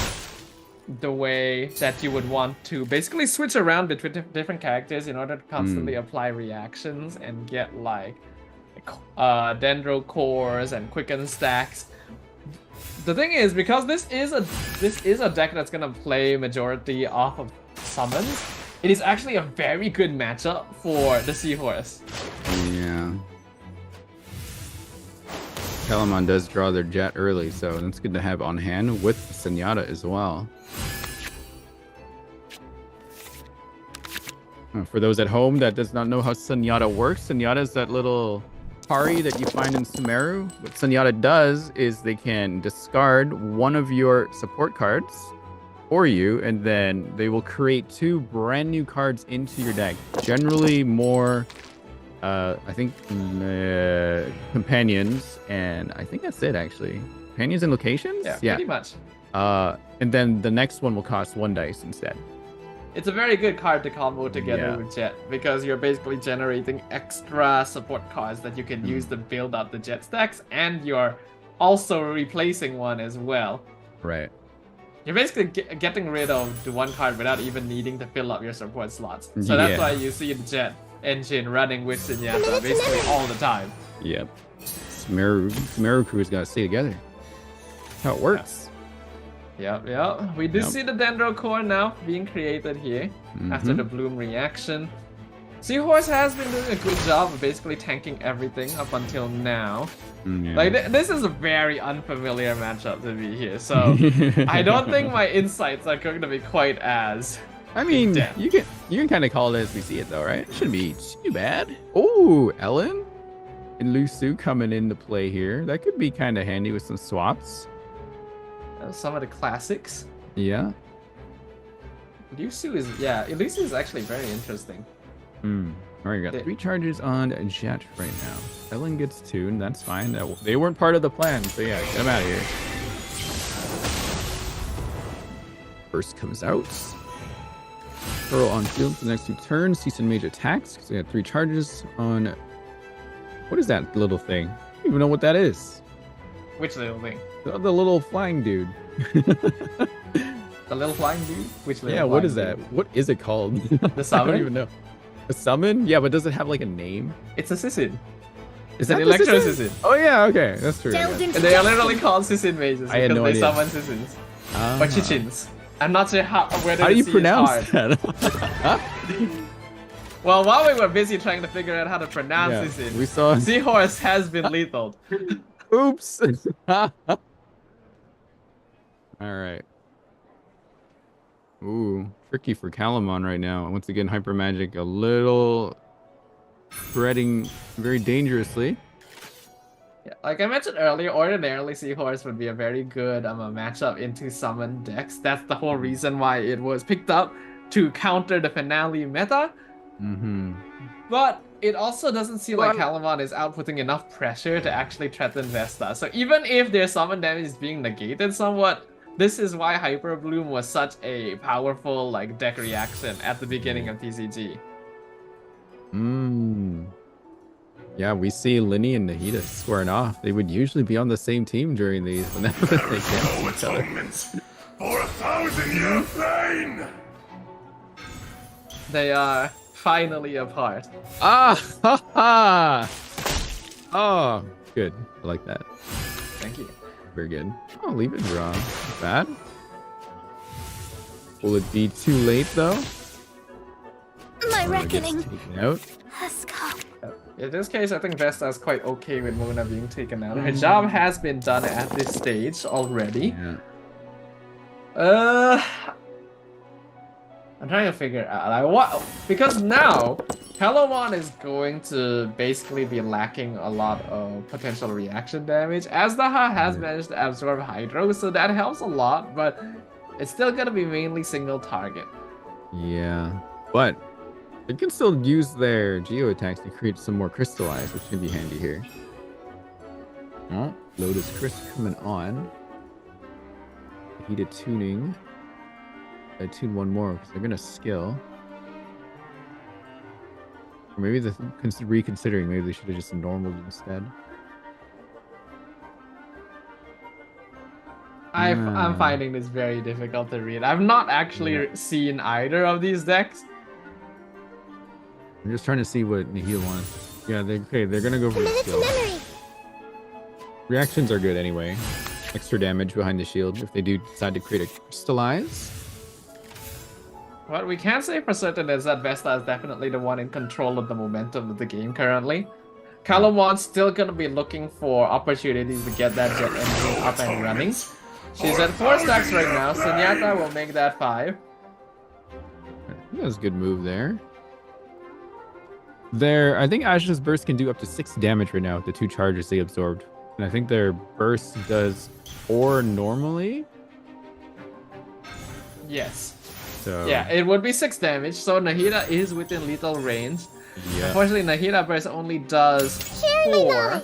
Yeah. So Azdaha would survive this hit. Looks like doesn't matter too much to Vesta. They're still gonna use it. Sacrifice Nahida to actually allow Sis Mage to potentially finish off the game. Can we see a jet engine play though? Yeah, Calamon would ideally want to use it'd be this a burst. great time to do it if they can here. Oh, my bear. Oh, my bear. Maybe another one? Gotta play something though. Let's see. My bear. Oh. Oh. You never that see is that a support card. It is the support card. You can use it to replace. So now you got 6. Imagine Mavir creating the card that eventually Yeah, I know, replaces right? her. That's rough. But it is enough. That is the or jet Princess engine. comes out. It's half a jet engine. Yeah. Well, it's only one wing. It's a of tiny the jet little engine. jet, like a tiny little plane, right? It will give them another 4 dice. So after Azdaha skills, they will have 7 Now, dice. You gotta be careful. Remember, Season talent coming up. Once that summon has 3 charges, it will attack. You stand upon your tomb. Oh, no, it not. So that means Azdaha is also lethal. Yeah, Asaha go bye-bye. But there is dice for Linny. This is coming down to the wire here. Oh, card comes there. Oh, they get some shields too out of this. And then they can cleanse off the pyro as well. Now, not the yeah. Wait, actually, can they even create another dice? Oh, they can't. No, never mind. They can't get rid of it yet. Oh, they don't have gilded. They have Lion Song, but no gilded. Calamon has enough damage, but he doesn't have the right dice. Oh, liar. Oh, but no gilded either. No, I think Vesta loses. All that reaction coming in. Nothing you can do. Oh, if they had that 1 extra dice. They just had 1 more dice. Or anything. Oh, that's just so that unfortunate. Oh, man. Well, Hyper Magic gets the upper hand here for once. Well done. Oh, I Very was so high risk. close. High risk. High risk. That can't feel good. Though. Imagine being in Vesta's position and knowing that your chance to go to Prince Cup hedged on missing 1 dice. That's just unfortunate. Just very unfortunate. But that's what makes it really exciting. The Hyper Magic is like a truly like super, you go all in or you just nothing happens, right? So very exciting match to play. Congratulations once again. Yeah, Hyper Magic is really cool. Did you learn from just watching that and how it plays out? I think so. Like, I'm still definitely a little bit confused about things because, again, it's a matchup that I've never seen before. Yeah. I imagine, like, even the viewers are probably a little bit unfamiliar considering it's a newish sort of thing. And I don't think we've even seen the Sissin Mage deck up until, like, recently. Yeah, she was just added recently to the whole game, so... seeing her in and how she plays. Actually, this is the first time I've seen a card that get added and then they're instantly like in the meta. Well, I don't even know if she's considered in the meta, but I've heard she's had some success even in the US showdown with Leah and Blep. They were casting. There was a Season Mage there in some of the decks, I believe. I think you saw. I did see someone in chat point out that if the Liar Song had been used when Nahida was still alive with the gilded, then that would have been the dice that they needed. Yeah. But it just comes down to these decisions, right? In the heat of the moment. That's why it's such an exciting competition here. Yeah. No, it was just very exciting to see the jet engine finally get to go off, just to showcase it for everyone who hasn't seen something like that yet. So as you saw, Linny got all that extra dice. Should that not have happened, I think it would have been very easily the other way around, and Linny would have gotten taken out. So, unfortunately, it did prevail. That Jet just came in clutch right at the end, but it could have been cooler if we had our Jet cards out of there. So. Yeah. It is cool though. We didn't quite get to see the double Jet, but getting a single Jet out, we've already seen how difficult it can be depending on your matchup. So well played to both these players. Congratulations for making on to the Prince Cup, and that is going to be half our matches for the day done already. Don't go anywhere, guys. We still got 2 more matches after this, but we're going to take another short break to make sure that the players are all up and ready. So make sure you guys don't go anywhere, because more Genshin TCG is going to be coming your way right after this. See you guys in a bit.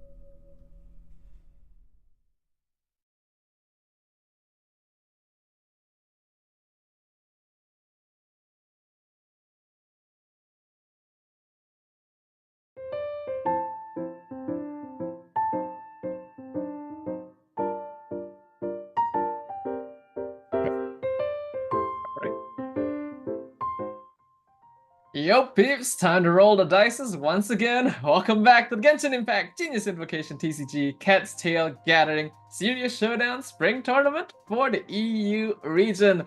Thank you once again for joining us. My name is Staffa. Once again, we're Rin Taicho.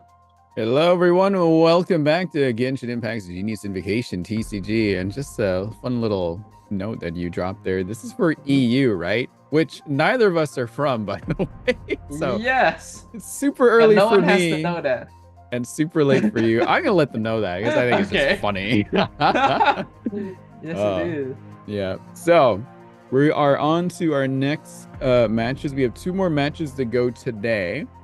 And yeah, we'll just jump right into it. We got Mr. Pillow versus, I don't know, you say this name, Erdna.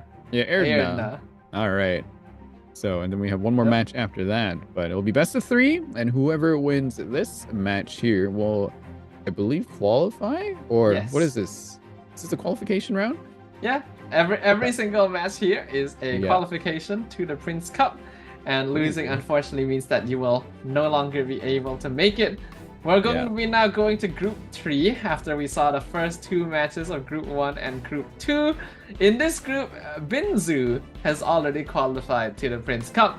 And now Mr. Pillow and Erdna will be competing for the second slot. I love the little clan tags that they have in their name. Is Leah a clan? What is going on? I feel like we have to ask her that now. Can we join your clan, Leah? Yeah. Leah, what's happening here? Leah is a fellow co-host, along with Blep on the NA side. But yeah, we're only doing NA and EU for this, so there should be an Asia one coming up at some point. Mr. Pillow's deck here, it is a variant of Sea Sauce, but with Aja, which we have now named a Hot Sauce. Yep, we'll see if that catches on. Yeah, but it is what it is, a hyper magic deck. So, no food, no Chef Mao's, no Lotus. It is all offense. So we'll see how this one plays out here. I mean, you don't need food when you're a Pillow. Look who it is. Your favorite.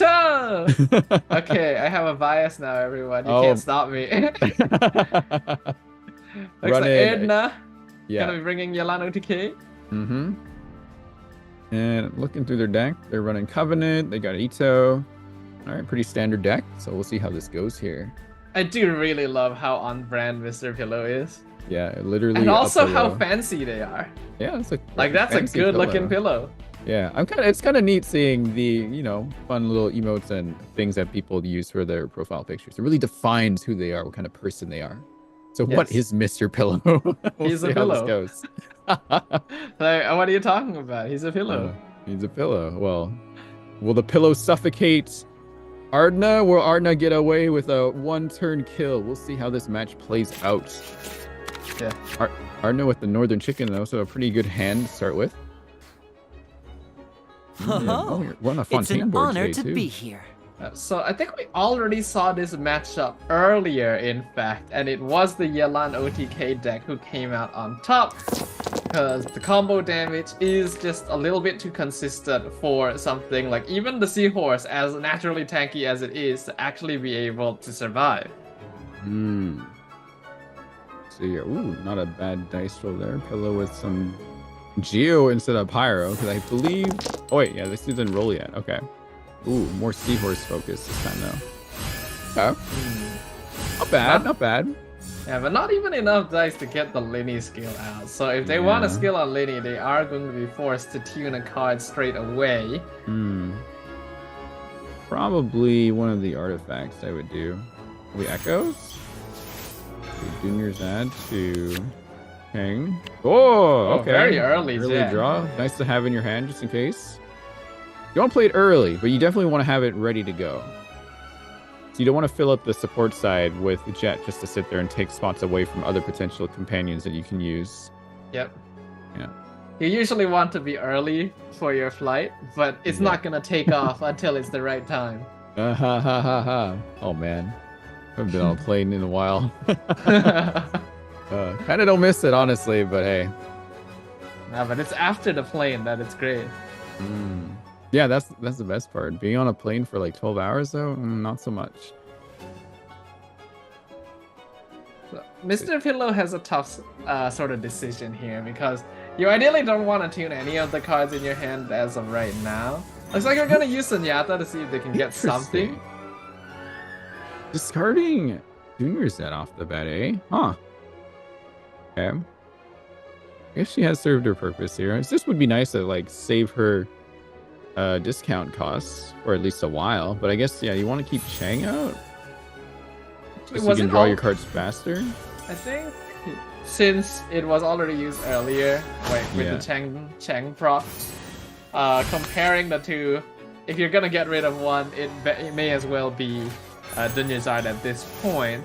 You do get another Chang out, but you still have value because you do get one stack on Chang with that attack.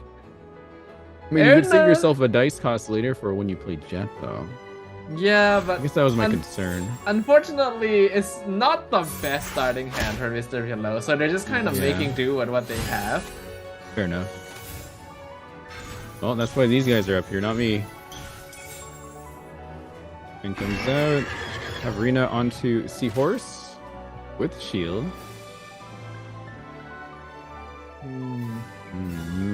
So what we saw in the earlier matchup between these two decks is that I can't remember which play it was, but they did start on Signora just to eat the Pyro so that they wouldn't get overloaded off of Yelan. Erna has chosen not to do that this game, so that risk is present. Will they do that though? I feel like you may as well. They should play one of their supports here too, so they can benefit from Senyata's buff. Spencery coming in. Okay, Chang gonna be able to draw a couple more cards for Mr. Pillow to work with. Yeah. I still don't think it's quite what they're looking for here.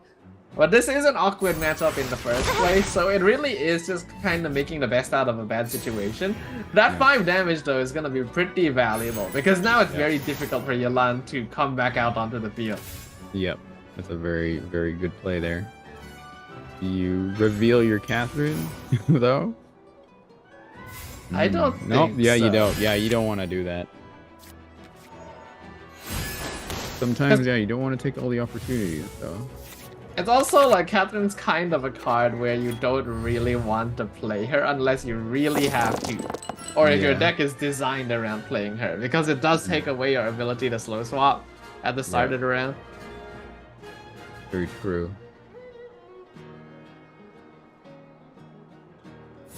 Interesting.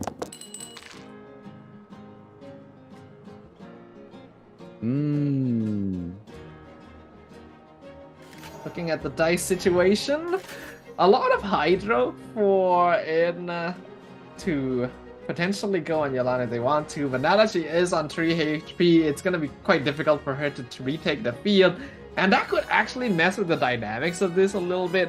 We mentioned previously that Yelan OTK does have the advantage here overall, just in terms of like the decks, but because Yelan now is too low on health and is 1 energy away from burst, Erna is forced to play slower, which is what Mr. Pillow wants.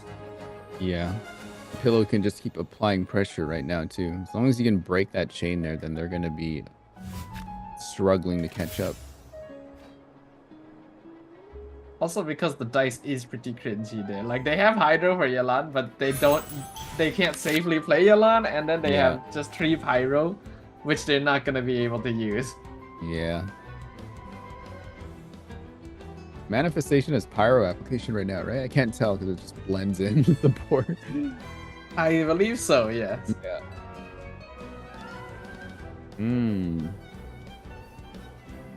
Off the Seahorse here.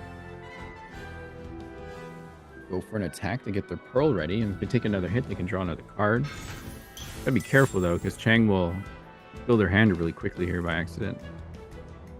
You dare overstep your mortal 7 cards, so they're just exactly like the correct number of cards that they won't end up overdrawing, though now they will.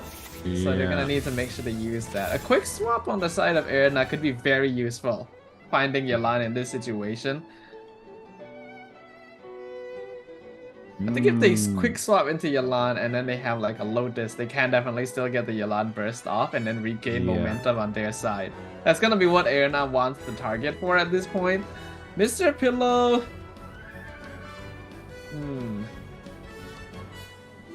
Trying to think. Yeah. Those got a lot of drop potential here, but they really need to start charging up their bursts. Ooh. The talent card. Okay. Yeah. Using the talent card on Ajita is counted as a move. So you will get your dice and then it will just jump back to their side.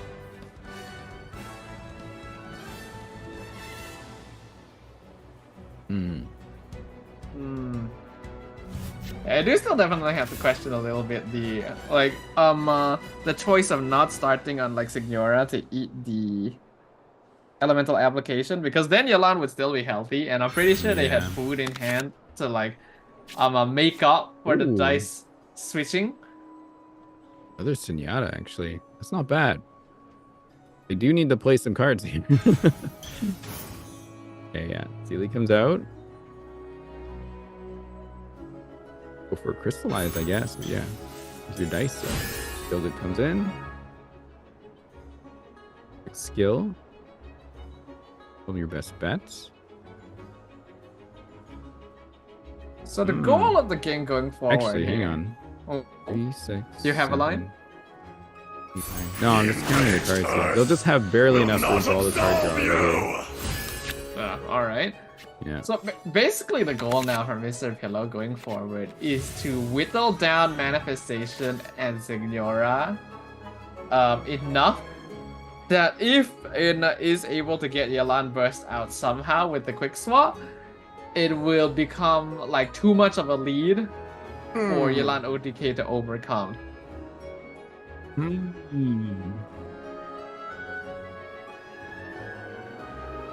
What are they gonna do here? Yeah, this is very new to me. I haven't seen this version of Seesaw being played. It's a little more. It's a slightly more flexible version of Seesaw, basically, because you're taking out a Yao Yao's healing and sustainability for Azlaha's innate bulkiness and potential to dish out DPS. Yeah. What's the Senora?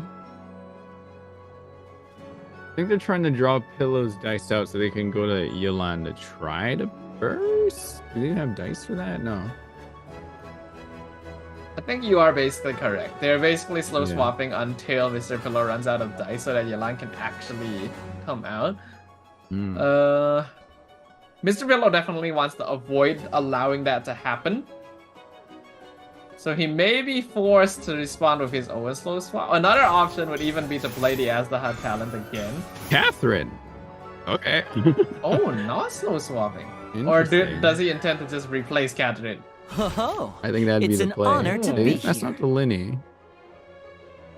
Maybe just Senyata Catherine out of here now? Liar song.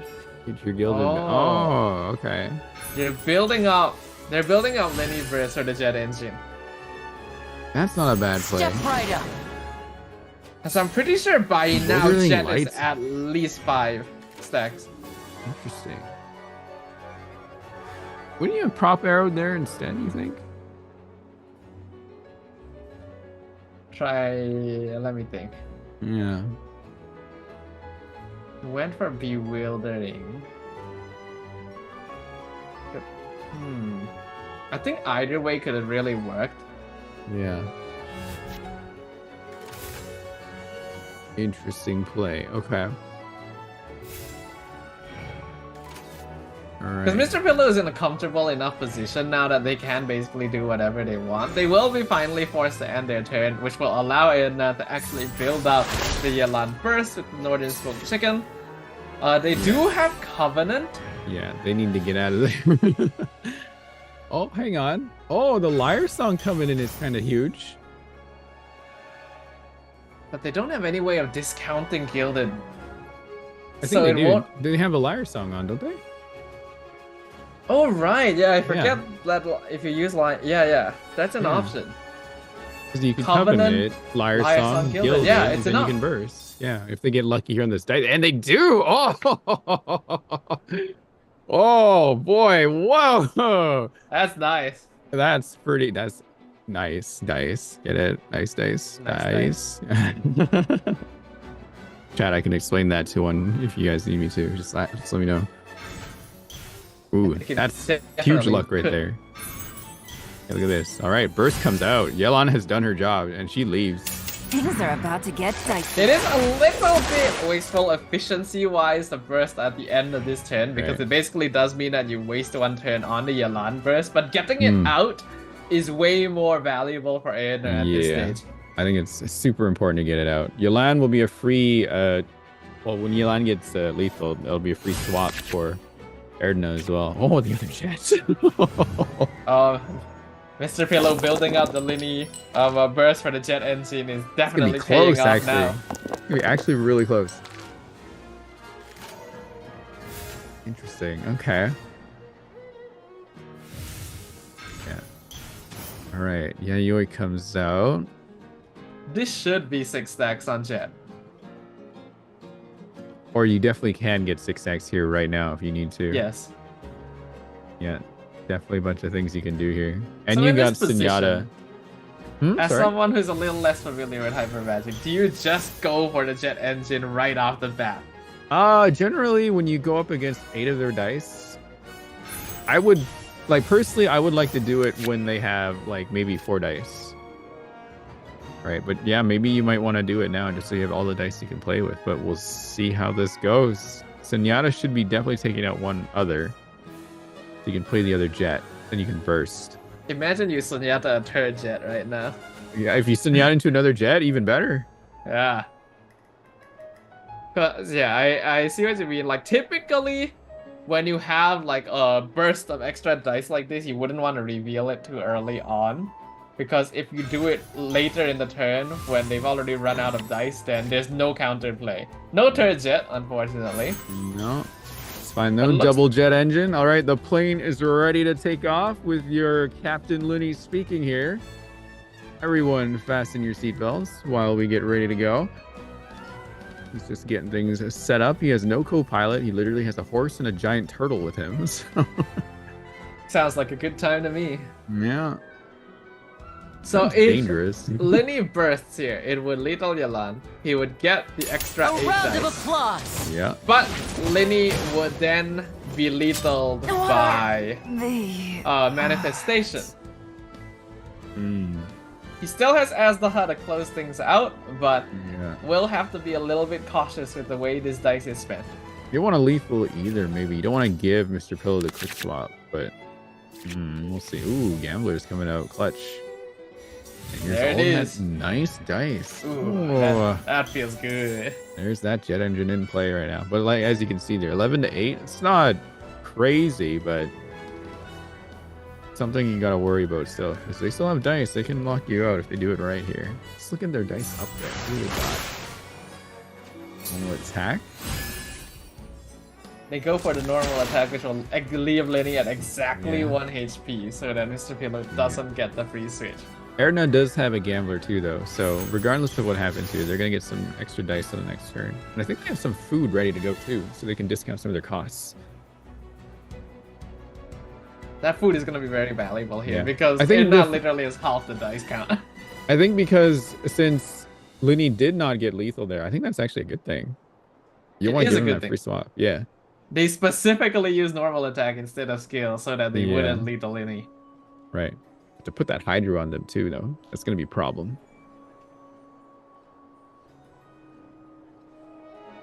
Because now Mr. Pillow, another attack on Lenny would be a little bit wasteful.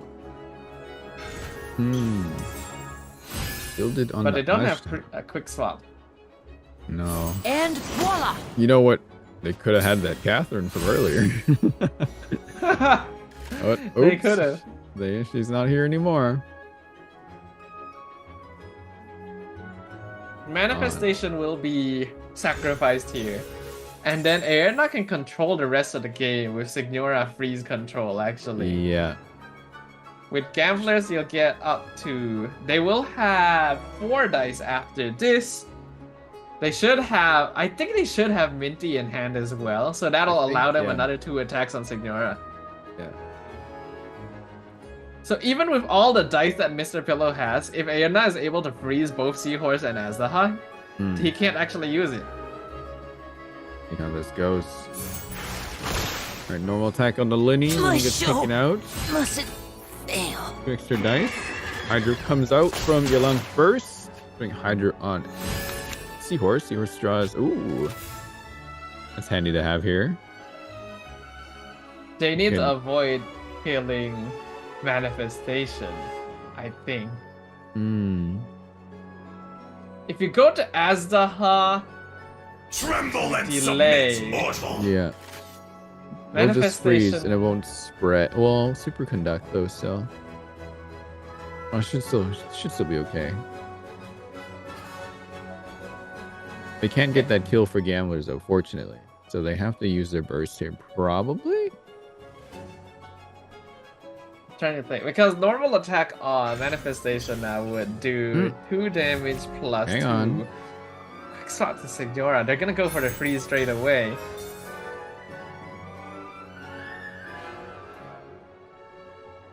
Minty meat roll. Do 1 damage, and then the Hydra will do up to 3, I believe. Yeah. Frozen. Ooh, I do like that. Mr. Pillow is just buying time. He's not gonna allow Edna to get the freeze onto the Seahorse. Using the Azdaha talent to delay another turn means that even if Edna has extra dice for 1 more attack here, they're not gonna be able to get the freeze, and Seahorse can actually clean up. They should have done was use the boar, because one of them's gonna die. You get a free dice from that. Yeah, actually, they should have used War Princess. That would have been 1 more dice. But I think with 10 dice remaining, that's like 3 attacks on the Seahorse. Yeah, I think there's. And I with don't think they'll gamblers, come even out of more. this. I think Mr. Pillow may have this one. Yeah.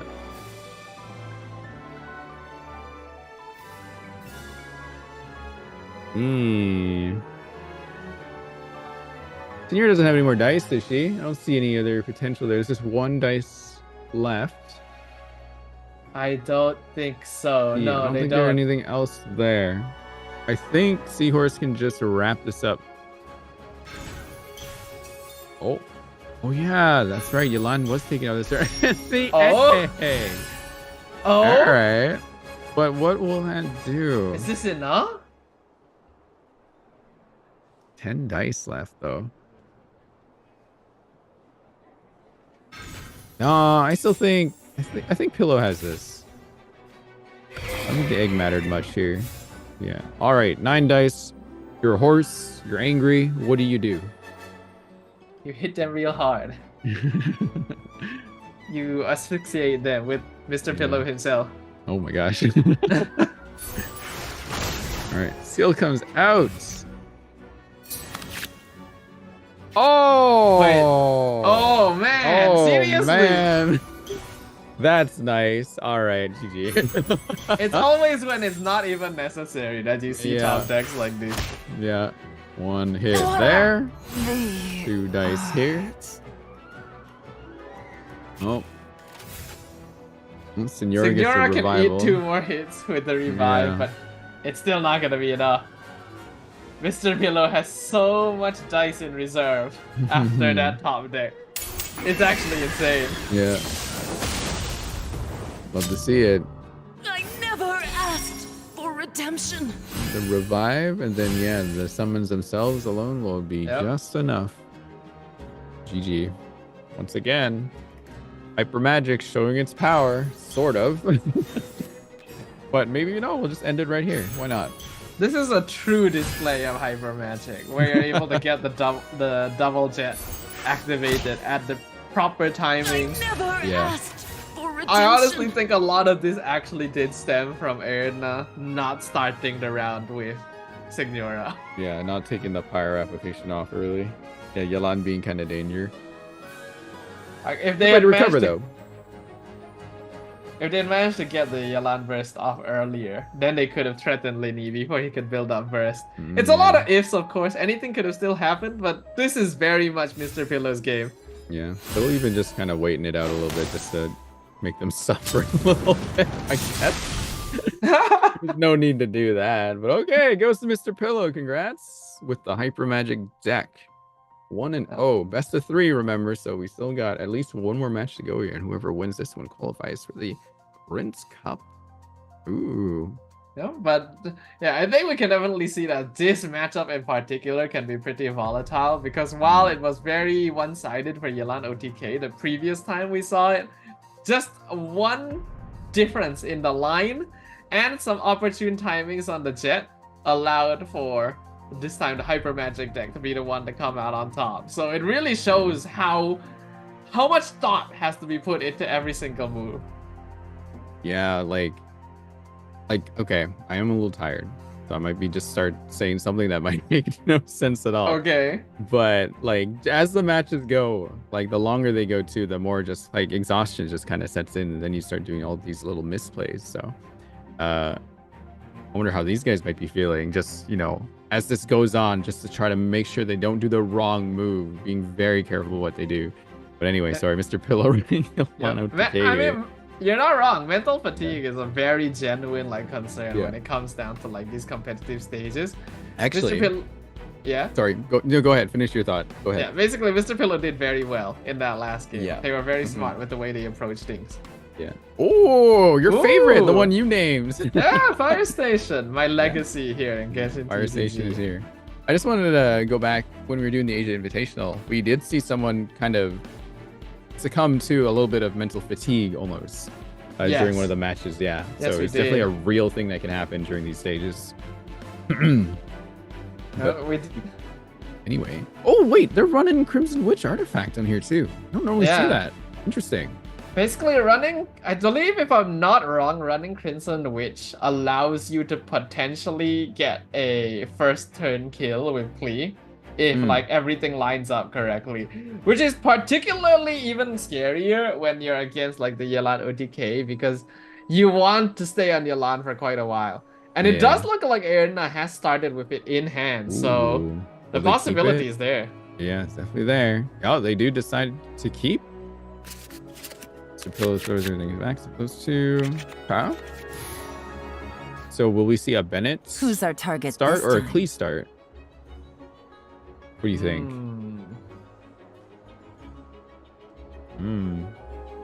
That's right, because I could be wrong in the first turn kill potential, but I think that is the reason why this tends to be left in.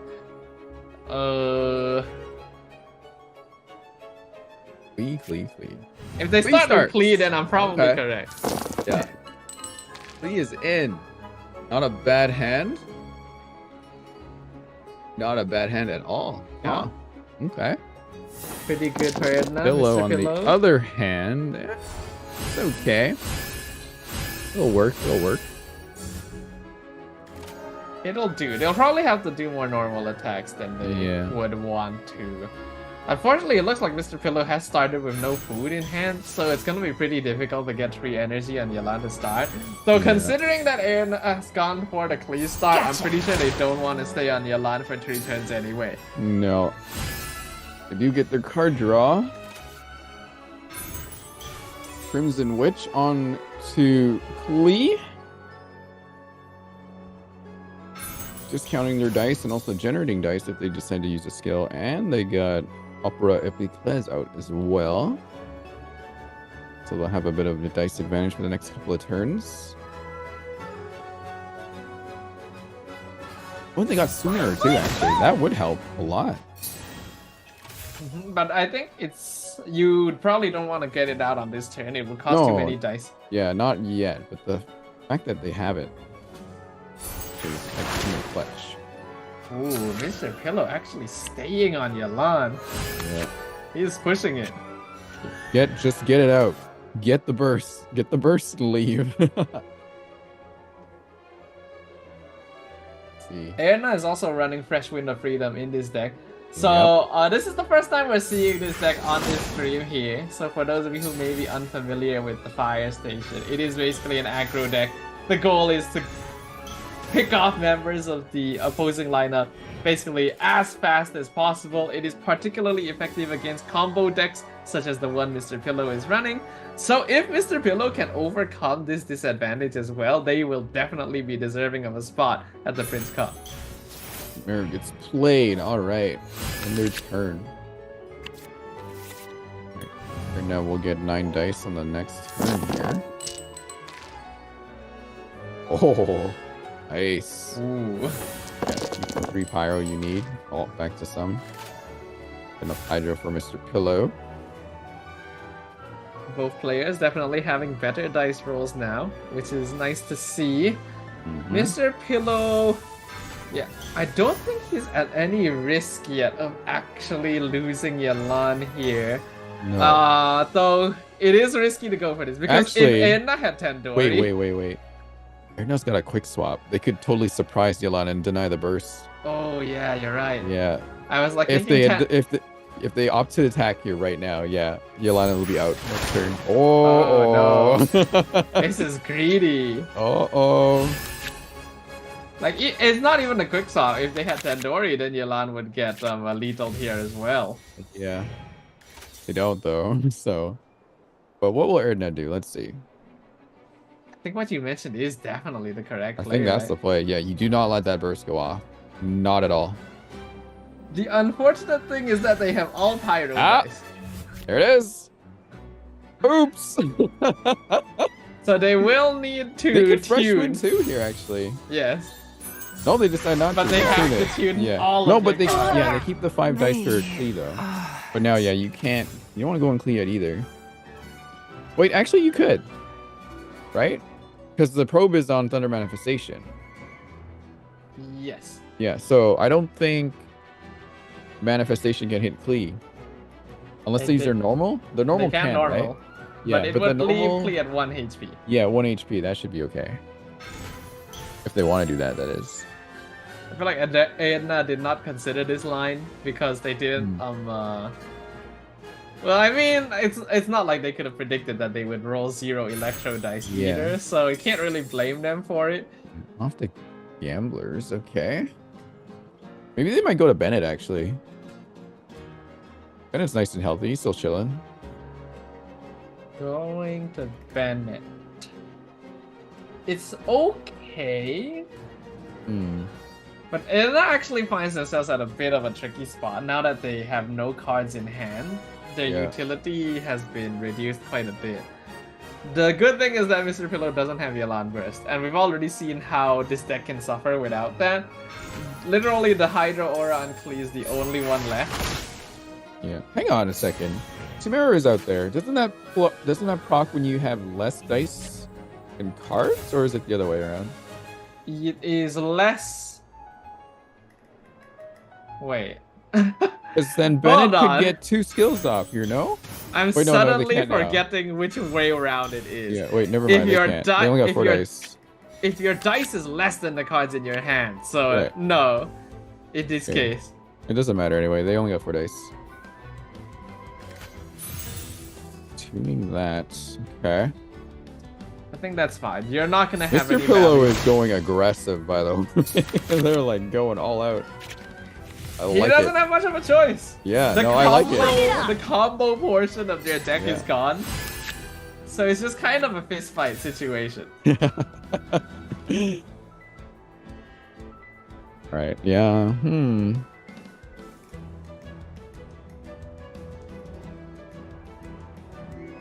What do you think here? They have... Actually, no. I like... trying to figure out if they have enough cards to potentially get 1 more attack out, but I don't think so. I think it's a bit more valuable to have. They could play Boar Princess and replace an artifact, or I think both Maos are active. No, wait, they got played here. Yeah. Yeah, they end their turn. I think that's the turn wise priority is more valuable priority is good here. And since they know for sure that Erna has nothing in their hand, they don't have to worry about another potential attack coming up. Yeah, exactly. So this is fine. Even though Yalan has been taken out, Erna not having the right dice and having to throw away Fresh Wind of Freedom actually still keeps this pretty even. Yeah, oh man, throwing Fresh Wind out. Oof. Ooh, the dice are not looking good here, though. Yeah. All right. Definitely a little better for Erna's side than Mr. Pillow. Hmm. But Mr. Pillow has so many cards that he's fine. Yeah. Should be. Erna just drew... So the one weapon that they actually run here is the Sapwood Blade. Yeah. Which is a newish weapon. Let me have a look at that. If you do a normal attack with it, you get 2 matching element of the character. Ah, okay. Yeah. So it's like a kind of like a dice fixer in a way, but you gotta spend 3 dice to equip it. Yep. Yeah. Lotus Crest onto Manifestation.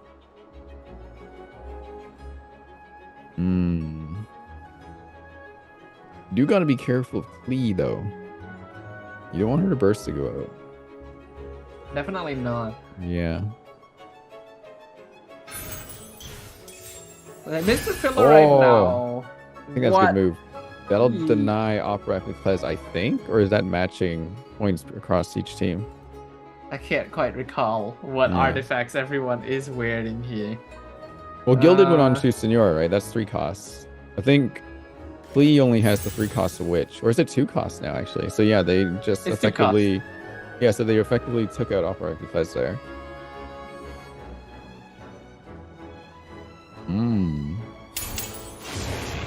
Okay, burst. I think that's a good move. Yep, we're gonna see the manifestation burst come out here. Some good damage in the end phase. I don't think this round will be GG yet for either player, so that will definitely have some damage value. Erna getting Sapwood is actually pretty nice here. Add some damage, get some potential dice tuning since they only have 2 pyro dice.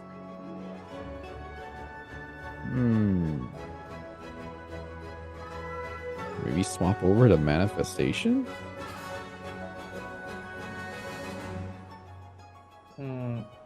Even if you swap over the manifestation, it's not really going to do a lot here. I think you probably do want to build up burst on Bennett, because then the healing will do a lot. Yeah, that's huge. There's no Tandoori that Erna has to be worried about on Mr. Pillow's side, so I don't think the manifestation will do quite enough to take out Bennett. It would be maximum 4 damage. Quick swap though. You're trembling. Superconduct come in here. Should do 4 damage if they skill. Very dangerous. 4 damage if they skill. Okay, I see the line that we're going for. Wait, no, 3 was it? I thought it was 4. Huh. 3 damage here. Sheer Cold does 1 damage at end phase, that's right. Along with 3 damage. So that's 4 guaranteed damage in the end phase. So even if Bennett heals off of burst here, he would still be within lethal range. He actually needs to do 2 attacks in order to get out of lethal range at the end turn. But because Mr. Pillow knows that Erna only has 2 cards, it's quite unlikely that he'd be able to get that out. So this is quite smart. Yeah. Burst is in. Heals for 2. Take turn advantage, or what do you do here? Yeah, I think you can just play Yayoi and then get turn advantage. Yeah. Yeah, I think because again, Erna's card disadvantage is really hurting them right now. Oh, free Yayoi too. It allows Mr. Pillow to play so much more aggressively because he's confident that his opponent doesn't have many tools. Free Yayoi, free Gilded. You play Board Princess, get another dice. Never mind, okay. Never mind. Nah, it doesn't need to do that right now. Maybe not yet. Let's see how this goes. Oof! Couldn't break the curse. Okay, I think this is Mr. Pillow's game. Without Bennett burst and healing.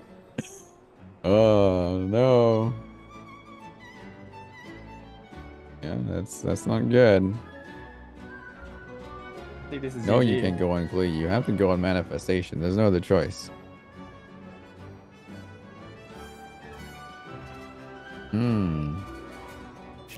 Yeah, unless they're sacking Glee.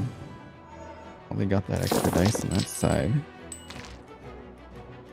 Give me a dice roll. Yeah, let's see how this goes. Oh, just barely enough for Mr. Pillow there.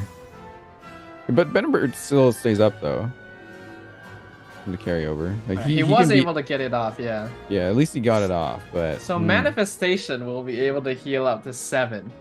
That's the reason why they're sacking Klee. They know that like 4 health on Klee is not gonna do anything for them. Unfortunate. For Princess. Putting gamblers probably, yeah? Yeah, may as well. No reason not to, really. Just yielded first. Then gamblers with both dice. Ooh, nice.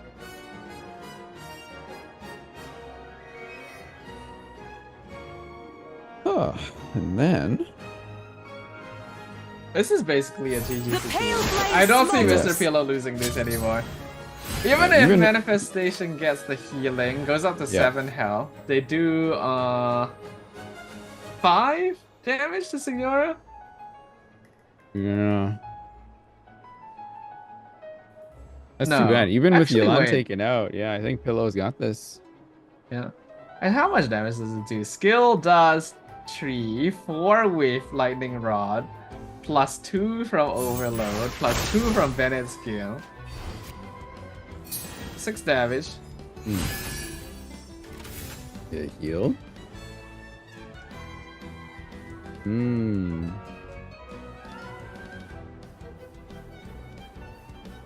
You're trembling. Back to Signora. Oh yeah, turn me into Crimson Witch. I dare you. Then the burst will do 6 damage, 8 with Overload. Turn me into a powerful form so I may hit you with my big burst. Yeah, that's GG. That's such a very good play, but a very authoritative play at the same time, you know? I love the way that Mr. Pillow has approached this game. Yeah. Like it has been very intelligent the way that he's played around not having Yelan. Yep. All right. Let's see the burst. So Sumeru City's just been chilling there this whole time. Yeah, it hasn't had. I mean, it's been helping a little bit, but not a lot because his hand is just unfortunate. 8 damage finisher. Nice big hit. Mr. And Pillow that means that game as well. Yep. We have a pillow in the Prince Cup. It's gonna be very comfortable. Yeah, very comfortable for everyone to hang out with Mr. Pillow. But congratulations, Mr. Pillow, for advancing to the Prince Cup today. That was 2-0, right? I think so. Yeah, it was. Yeah, 2-0 game. And in a disadvantages matchup as well, with Yelan taken out quite early on.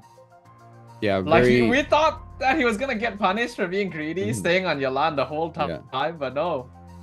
Mr. Pillow thought ahead. That's how he did it. No, that was actually really good. Very great way. Good comeback. From the usual strat of Yelan OTK. Definitely pushing the damage onto the other team to make sure that they can't do anything. So I think that's a pretty brilliant move on their part. So congratulations. Showing that Yelan OTK can win more than one way, and thus why they are at the top of the meta for this tournament. Absolutely. I think Edna definitely got a little bit unlucky because even though they got a bunch of Pyro dice that turn, no Electro dice meant that they weren't able to make the play to take out Yelan without sacrificing Fresh Wind and their entire hand economy. Yeah. If they literally had 1 Electro dice or a Tandoori in that situation instead, the game would have looked completely different. Yeah, so unfortunate, but with that, we will be going on to the next round, but we are going to take a quick little break, so don't go away. We'll be back in 6 minutes. See you guys.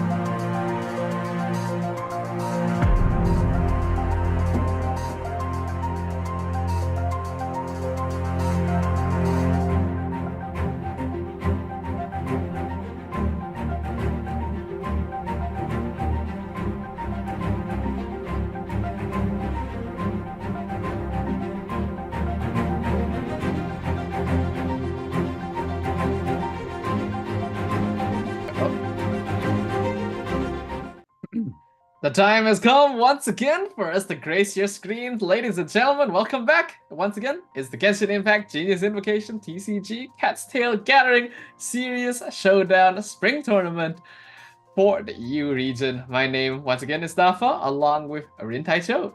Welcome back, everyone, to Genius Invocation TCG Cat's Tail Gathering. What is it? Series Showdown this time, yes. Series Showdown, yes. Yeah. We're on our last matchup today, finally, for the final, well, one of the spots at least, for the Prince Cup tournament that is coming up later this year. And in the Prince Cup, Yes. is a much more hostile, more intense type tournament with bigger prizes up for grabs here too as well. So yeah, no cash prizes on this one, but a spot into the Prince Cup is still really, really big. So Dafa, who do we got up next? Well, we've got, for our final match of this broadcast, Fufu versus Kaito. We've already witnessed Upi, Calamon, and Mr. Pillow move on to qualify for the Prince Cup, and now only one of these two remaining players will be joining them. For those of you who are wondering, hey, I think I had a friend in another group who is not being seen here. That's because there were 6 groups in the tournament, but we are only broadcasting 4. All right, as we see in this matchup here, we see Dia make it on the top bracket here. It looks like Fufu is climbing back from the bottom to fight their way back in. The final Prince Cup slot on our broadcast today. Who's it gonna go to? It's a rematch, actually, between Fufu and Kaito. They faced off in the first round, and now they're back here. Oh, so they know how they fight each other here. Okay. Let's see how this goes then. It means it would be the same decks as well, so Yeah, logically so they know. speaking. Oh, look at that. Look at that Linny PFE. Very mysterious. Yeah, we've seen some interesting profile pictures today, Yeah. that's for sure. But we've definitely seen Yolano TK once again coming into this mix. Pretty standard deck.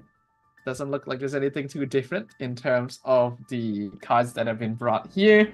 Yeah. What is Kaito running? Oh, mirror match. Okay. You know, all things considered, I am very surprised that we haven't run into a Yolano DK mirror match until now. Well, how would this play out then? When you got two of the same team going together, it really comes down to who goes first and how the second one will respond to it. There is Mirror one matchup. minute difference between their decks, in that Kaito's deck switches out one seed dispensary for a plunging strike. Oh, so a quick swap into normal is not a bad move, actually, because it happens quite often where you're switching around and only using normal attacks. Yep, so we'll see if that comes into play. It would be quite exciting because that is basically a card you never see being played. Yeah, definitely a interesting choice, but I like it. I like that move. Fufu also starting with both minty meat rolls as well, so they can definitely work on that 30. But they decide, nope, get out of here. Then draws both Maos at the same time. Yeah, I know, right? Imagine throwing both your minty beetles away and then drawing Chef Mouse.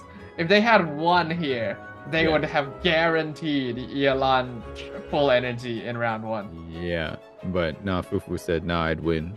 So let's see how this goes. Basically, yes. Yeah. All right. Kaito obviously leading with Yelan. I believe they got turn advantage, correct?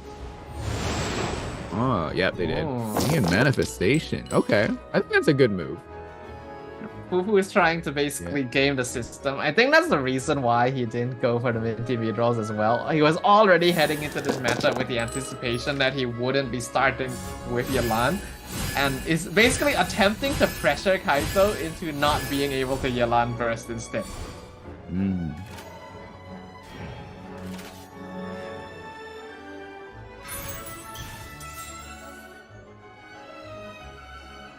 Okay. So just to update chat again, between these two, they do know what decks they're playing, because Kaito and Fufu both went up against each other. Kaito did win the first matchup, sending Fufu to the lower bracket, but Fufu climbed back out to contend for that final spot. Kaito unfortunately lost in the second round, so now they're both at each other's throats here for that last matchup.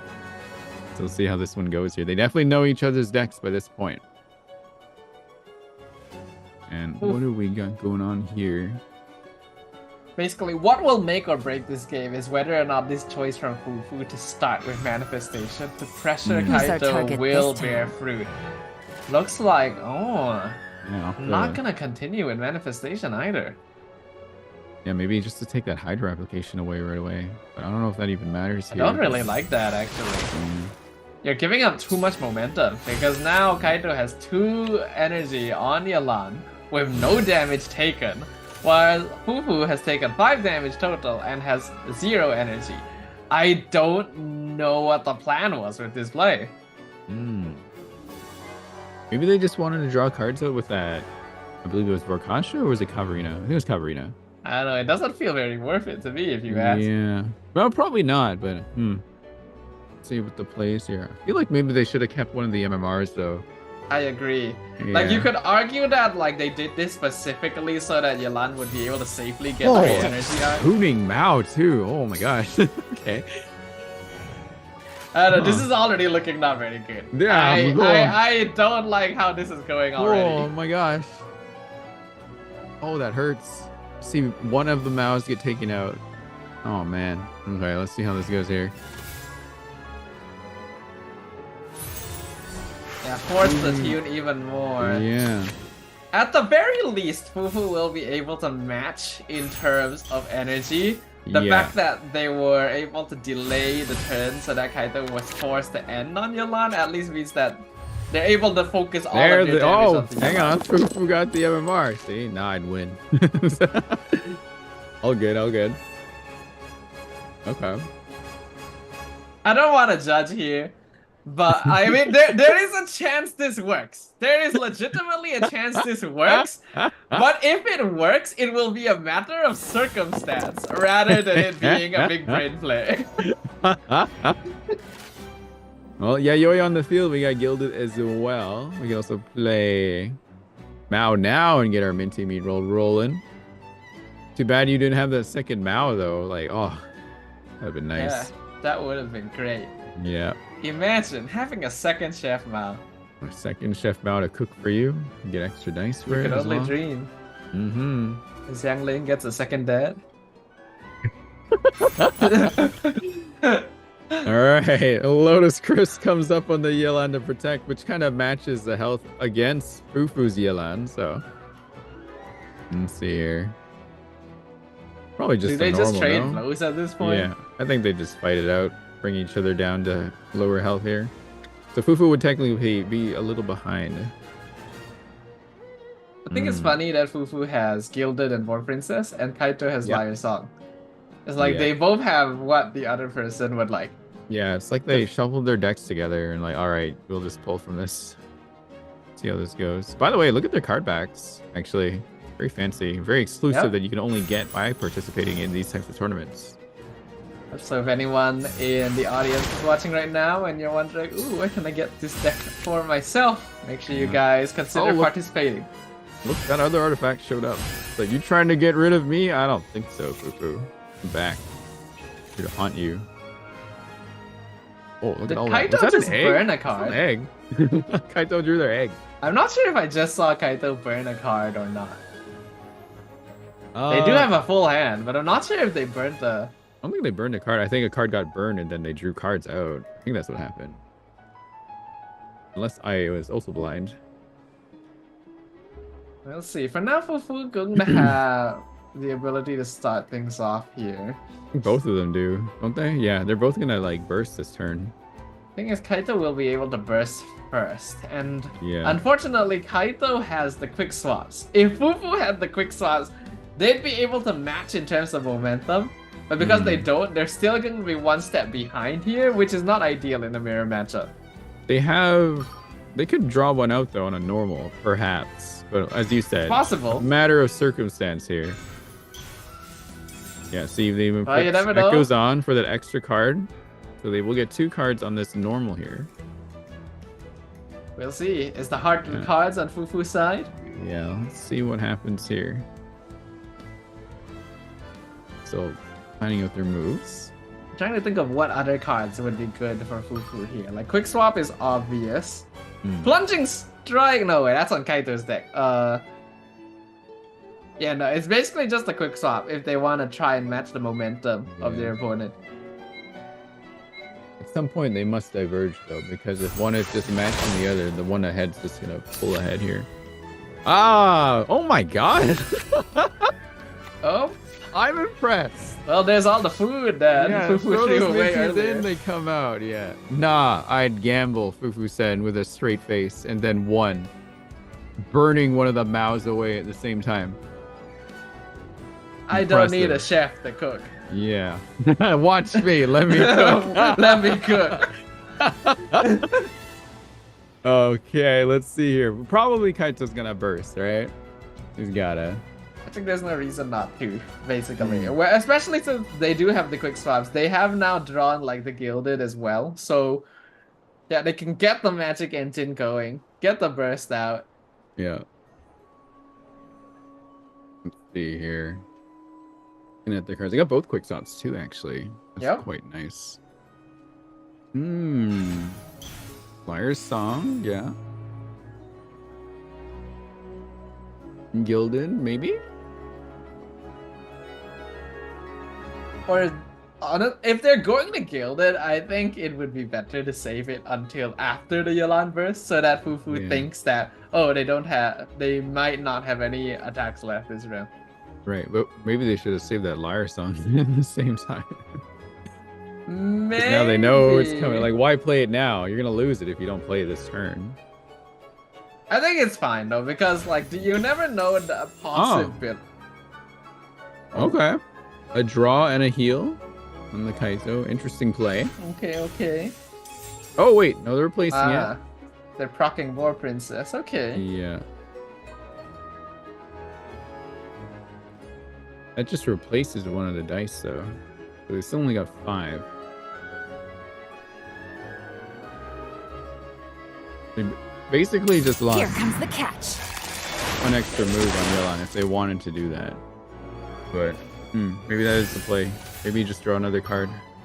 Wait, yeah, they get another dice there. That's They correct. do get another dice back. Yeah. Fortunately, it's not going to be enough to Game's swap up. to someone. Fine. Although they do have Northern, right? So Yeah. Yeah, I missed that part there. I'm not sure if it actually is the right play to go for like manifestation yet. They do have 'Cause- Northern, though. Yeah. Because if they lethal Yalan here, they're actually giving Fufu a free switch. I don't think they can, though. They don't have enough dice, but they do have enough for it. Well, actually, hang on. They do if they the have burst. Northern. Yeah, that's right. They have Northern and they got a burst. They're doing it. Oh. Yeah, okay.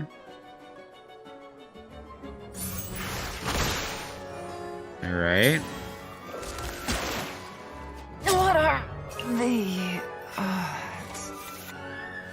I'm wondering if that is the card. Oh, they drew Covenant.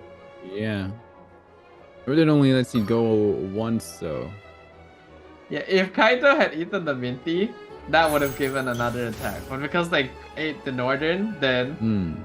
Actually, no, they couldn't have eaten the Minty because then they wouldn't have enough to attack in the first place. So By the way, Chef Mao, anybody?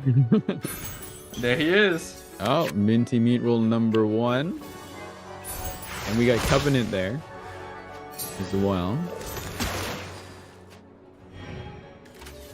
Alright, so they will get all 3 of their hits. I think Manifestation gets taken up this turn then, no? Does Fufu have enough dice to take on Manifestation? I think so, yeah. They'll do 2 here, and then they'll Covenant the next 2. Oh, wait, now they're going to swap off. Okay.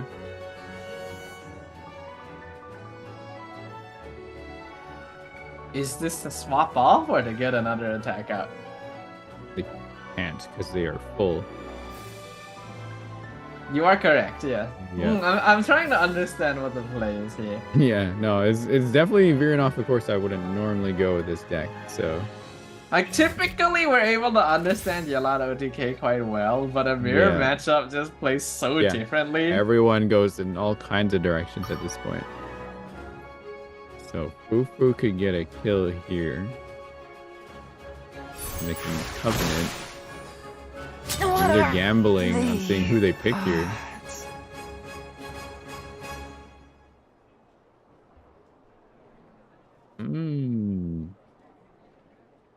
They have another. No, wait, they don't. No. They did actually get an extra dice from War Princess there. Yeah. But it's still not quite enough to get an attack out. But they wait, have right. Ito. That's right. Oh, yeah. okay. Yeah. The sacrifice on Yelan for the I haven't lost yet. Yeah. Very well played.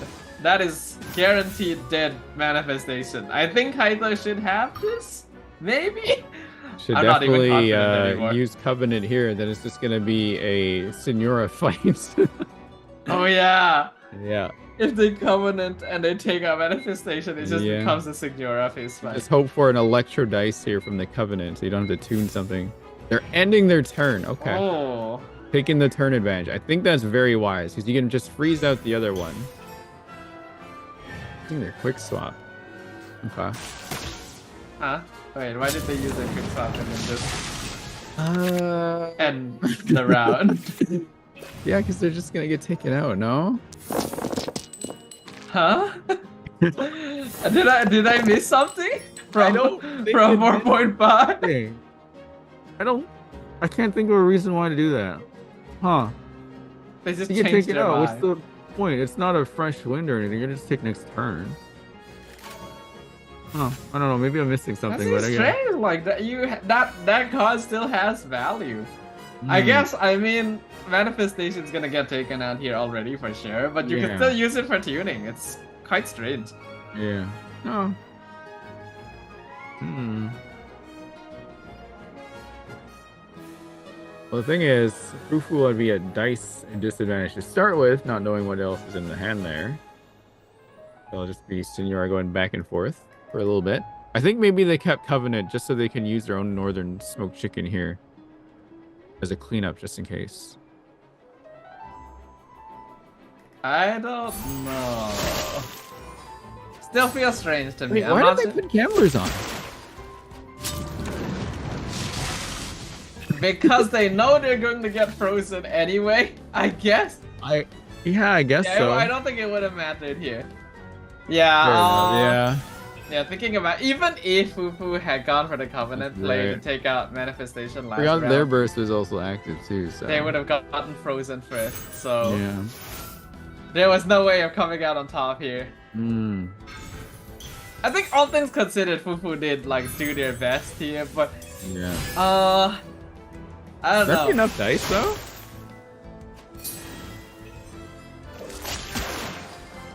I So think so. I think it's enough. yeah, they ate food. Oh, hang on. Oh. Can Wait a Fufu minute. survive this round? Wait a minute. No, I don't think. Sway? Yes, no, I don't think so. He can't Yeah, survive this that round. extra dice right there. Yeah, just a hit and then a hit from the rain. All things Mhm. considered, the Yeah. weird manifestation into Yelan's start actually still came closer than you would think.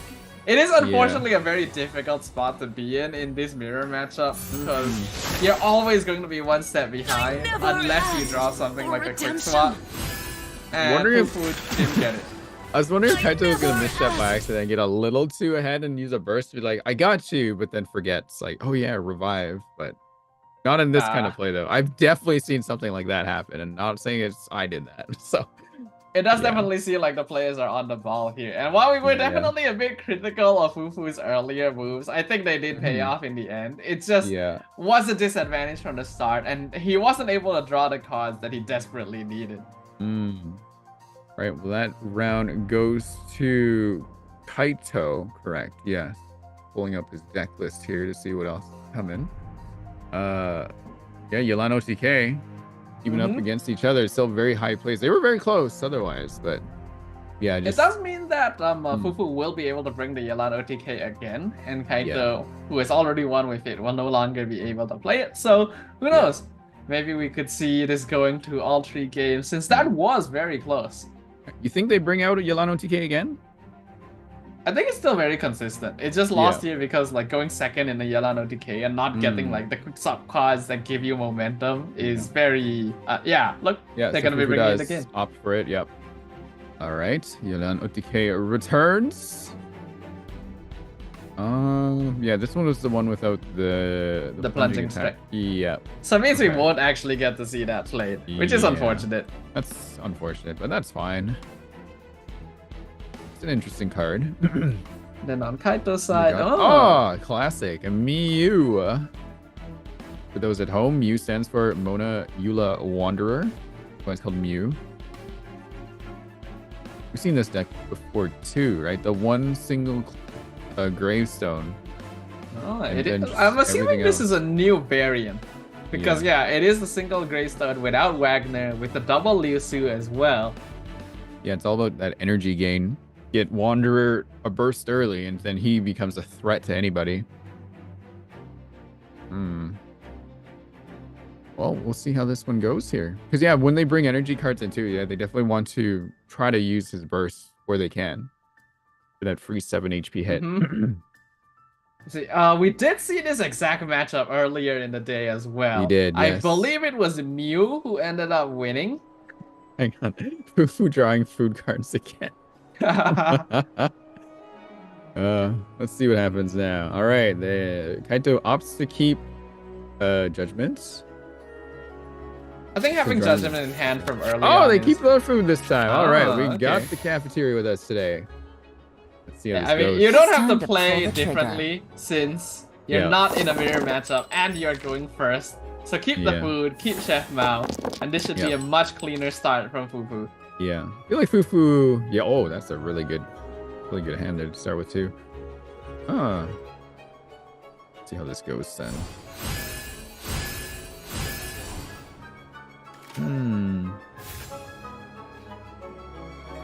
Gotcha. Skills, yeah, doesn't waste time. The unfortunate thing for Kaito is that they don't really have the ramp cards that you would look for No, yeah. for a typical turn 1 start. But what we did see earlier, I can't remember which player it was again, but the Mew player that went against Yelan OTK earlier today didn't go for a ramp. They instead switched to Wander and started DPSing straight away to prevent Yelan from Delve getting into the burst destiny. out early. It would be kind of huge here. They played the freedom card just to deny the food being played this time. But none of the food got. Oh my god. Oh my god. You know, what I is think we this? didn't have enough food. Food. That's how it goes now. Food, yeah. Food. Fufu is drawing all the food out right away. And we're played there.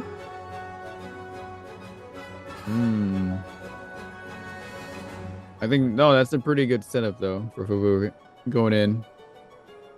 So All the Kaito food did ready to still go. try to go for ramp with the Dunyarzad Timaeus play. I feel like considering that they weren't able to get Libin or Paimon, it may have actually been a smart idea to do the similar thing and go to Wanderer to pressure Yelan. Because now it's a very awkward spot where they don't have enough dice to switch to Wanderer and attack, but they also don't have enough cards to spend 3 dice.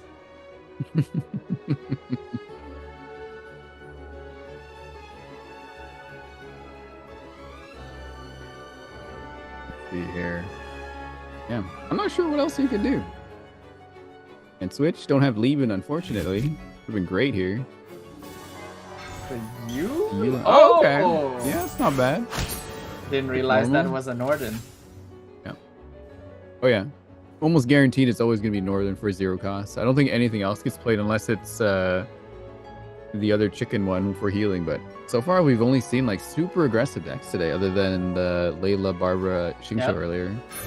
What interests me is the fact that they went to Eula to go for the normal attack. Is another food card. Okay, they instead of going to Wanderer to swirl the Hydro with his basic attack, like the only reason you'd go to Eula is to build up energy for burst and maybe tank damage. But I don't really see why you would do that.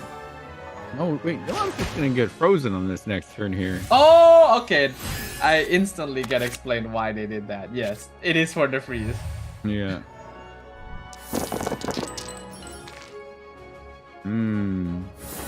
But now that there's energy on Eula, if they do pull counts, Wander could pull that energy in Ooh, you're and right. then just burst. They just need to, because Mona got their Phantom out too, right? Yes. Yeah. Okay. So yeah, definitely Wander is set up potentially here for surprise foot to the face. A foot to the face is always a surprise. It just depends on who you ask, whether it's a good or bad one. Yeah. Let's see here though. Get your burst off though. No, I think that's the play for Fufu. Yeah, I think you definitely just freeze your Lan here. Yeah. If you don't freeze your Lan in such a nice position that you set up for yourself, then I don't really know why you did it. I think they're mulling over exactly how to do this too. Crush! All right. You land frozen in place, and then Eula gets to hold that buff that comes with using your skill. I think it's a Grim Heart, is it? Or is it something else? You are correct. It is Grim Yeah. Heart. Yeah, It's a very +2 damage to scary your next thing. skill. Yeah, it is. Especially 'Cause when it you're is- carrying Gravestone. Ooh. It is basically just a free Tandori for Eula. Yeah. And then yeah, with Gravestone would hurt even more. No Gravestone yet on No. Kaito's side, but they don't even really need it. The freeze on Eula has done, on Yalan has done a very, basically has contributed a lot right now. The momentum very much in Kaito's favor. Do they continue on Eula, or do they switch over to Mona and get another Phantom out though? I think it depends on Fufu's next move. If Fufu Yeah. just slow swaps, you probably stay on Eula. If they quick swap to do damage, then you probably switch to Mona and Yeah. return to your usual new line. You're trembling. Senora. Not a bad move. Can't go to Mona then. You'll freeze. I think it's fine to stay on Eula here. Yeah. It's just whether or not they decide to burst, because they won't have enough dice to do another attack after that, so the burst will be kind of weak. Yeah, I'd save the burst and just use your Grimheart here. Yeah, I think I agree. Yeah. Signora doesn't do quite enough damage that Eula would be heavily threatened. Though if you No. really want to avoid it, then you could switch to Wander. Like just start slow swapping around Yeah. so that you could end turn on Mona. You gotta draw that dice out though. I mean, yeah, it would be nice to get that Phantom out if we can. Both of them do. Oh wait, no. Fufu has the quick swap here. Yeah, they'd still swap the Wanderer, like you said.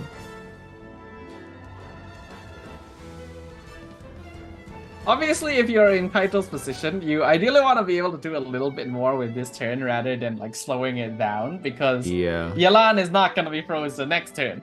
No. But they also need to keep Eula healthy, so it's a Yeah. bit of a back and forth. Right.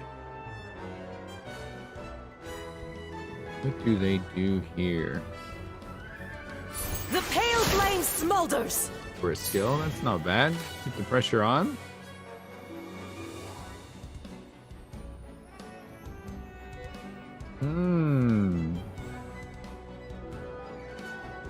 Wander can just do a normal. So he has an energy. I probably do normal and Wander, then swap over to Mona, take the freeze, like whatever. And then you can go to Wander and then use Calx, pull it in, and then burst on whoever Fufu has out. Yeah, I do They're like probably that. gonna- It makes sense. Yeah. And then, yeah, use your skill here just to have that, just in case, ready to go. Yeah, I like As for this. Fufu, yeah, Thunder Manifestation, yeah. So I think what Kaito's going to do coming up here is Fufu's going to play defensively by swapping over to either Senora or Manifestation, but that burst is going to come out of nowhere and hit. Okay, this is actually kind of... Okay, if Kaito ends turn on Mona here, Mona dies. Because Manifestation can eat a Minty into a Covenant to do 2 attacks. True. So the normals have to, right? Because the probe is on Wanderer right now. Actually, yeah, you're right. Yeah.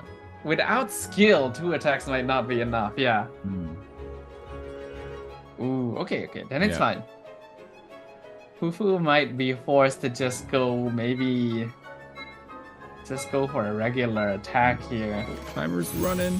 Toon's Lotus goes through the skill to. Oh yeah, it's on Eula. My bad. Sorry, Eula. I think it's not didn't too hit bad. earlier. It puts No. Eula within potential lethal range. Yeah. Like that is a break Mona- point for Yelan Burst with either character's normal attacks. Yeah. Mona will take the probe on the next turn though, so that's good. Keep the other two safe. Zod. I think Kaito plays Judgment next turn too. They're Yeah. gonna go for a fun little turn coming up here. Yeah, actually that's a very smart idea because Yeah. then you're effectively keeping Yelan kind of locked down for 2 turns. Because you're freezing her 1 turn and then passing a judgment prevents Or to Fufu from Eula. What a food statement. spamming. I love it.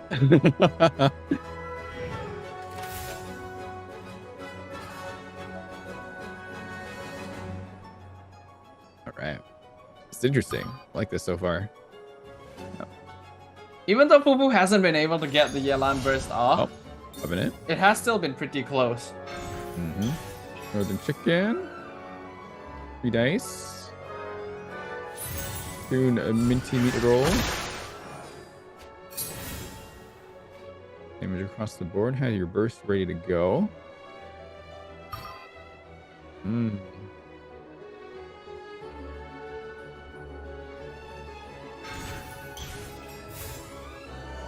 Is that the quick swap? Yeah, being played in. Yep. Oh, Ito coming in now too. Haven't lost yet. It's not too bad here.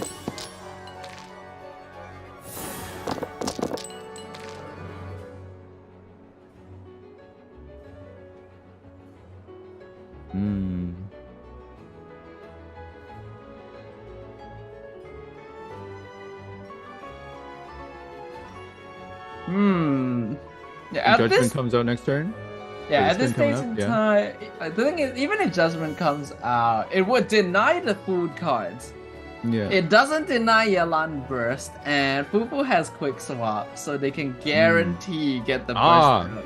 Actually, yeah, playing that early before the judgment was a really smart call. Now that I think about it, Oh, it yeah, does I count as see. an event card. So I see why it would be wise to play it earlier, and then just kind of hold on to it. Now you do have to play around that mechanic, and since these two kind of know each other's deck, I think Fufu might have been anticipating that, perhaps. I think they were 100% anticipating that. That's the Yeah. only reason you play it before the next turn. Oh, there's Paimon for that fun ramp that they could have had earlier.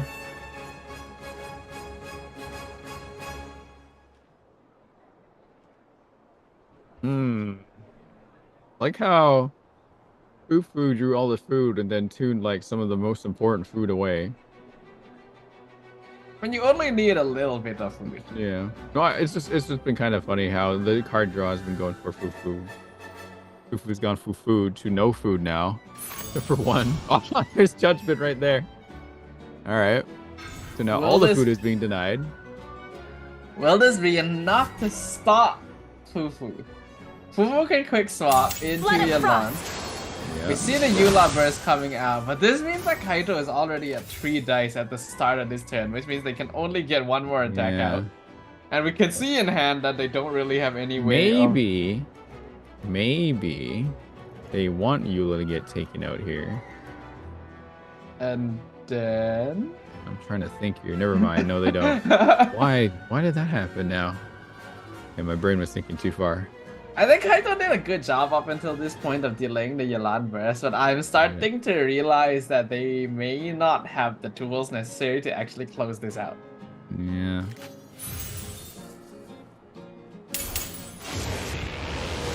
The burst comes in, takes Eula What a out. sorry sight. Swap over to Mona? Yeah, manifestations Freeze? ignore are too healthy here.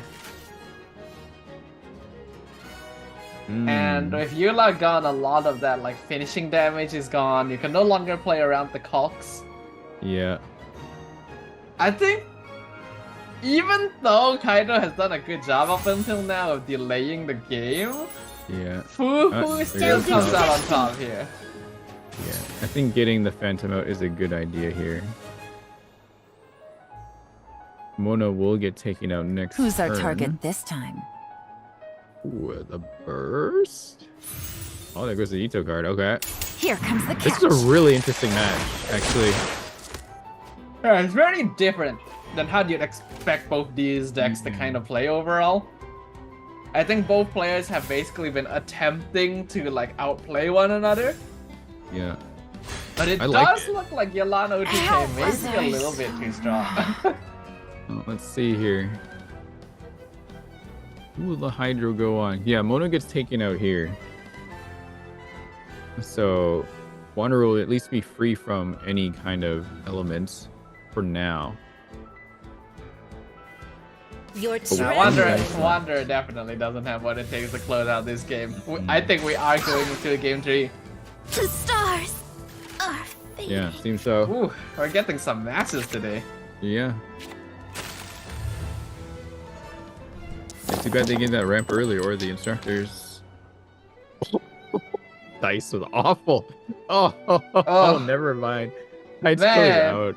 That's just sad. As if it wasn't already bad enough. Yeah. No instructor to get dice. Only one card, three cards now to tune, I guess. But, ouch. That's kind of unlucky. Not having instructors early on feels bad. And then the second Time is only showing up now. Yeah.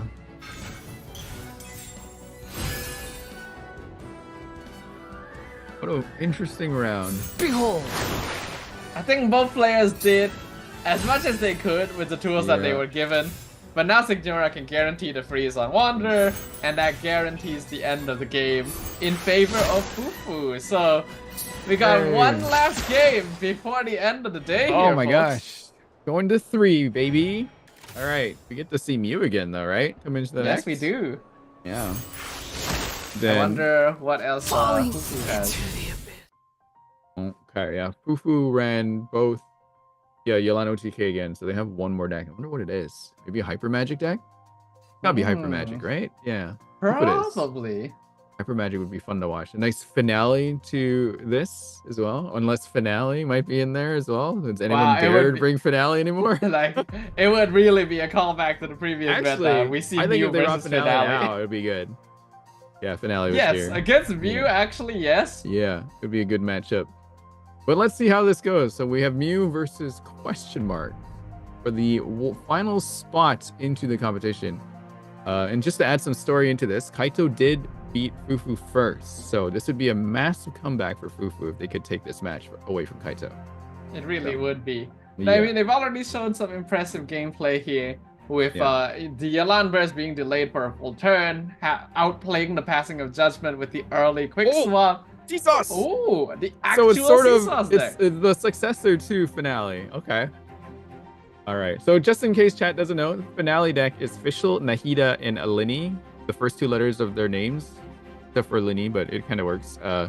It's usually called finally in some circles. I like to call it finale because Linny does have a line where he does say finale, so it kind of fits better. I like it better as well. Yeah. But so this variant of this, which is sort of like, it plays sort of like finale, but it's a little bit more defensive. Why it's Oh, called it's not the Seesaws, Mew deck. I have no idea. And it is Hyper Magic from Kaito's end. All right. We thought it would be Hyper Magic from Fufu's Yeah. end. But no, Kaito actually switching things up. Yeah. And look, no food, no mouse, nothing. This is all purely aggressive. So this is going to be a really, really fast match. I mean, they do have Mamere over there. So Yeah. maybe food, right? Yeah, America could bring out an egg, maybe. maybe. Maybe another Jets. Maybe we can see 4 Jets played at a tournament level. That'd be crazy. That's definitely asking quite a bit, but hey, you Fufu, never know. once again, with all the food in there, throws it back. Get it out of Throws it here. back. That's Oh enough. my god. That's enough of that. Fufu is being known for food pretty soon. Here. Oh, we got the Sumeru music this time. Yeah, Love the switch yeah, up. yeah, I was here. So we've already seen the Hyper Magic deck here with the boys, as you Yeah. put it earlier. And the Seesaws deck, this is the original, from which the Hot Sauce deck was derived. Yeah. Yes. I don't understand why they call it sea sauce or hot sauce, but I think it's funny now. We'll Please just run someone with it. explain to me Yeah. why it is. I just know sea there's sauce. seahorse in there, but where does the sauce part come I from? still don't know why it's called sea sauce. All right. Well, starting with Fufu, leading with Yao Yao. Probably throw it at Yue Gui. You're up. Yep. So I'll say that on paper, Kaito's deck is probably favored in this matchup because it likes having to play like a slightly longer game to set up for the Jet Hyper Magic for the Razor Sweep.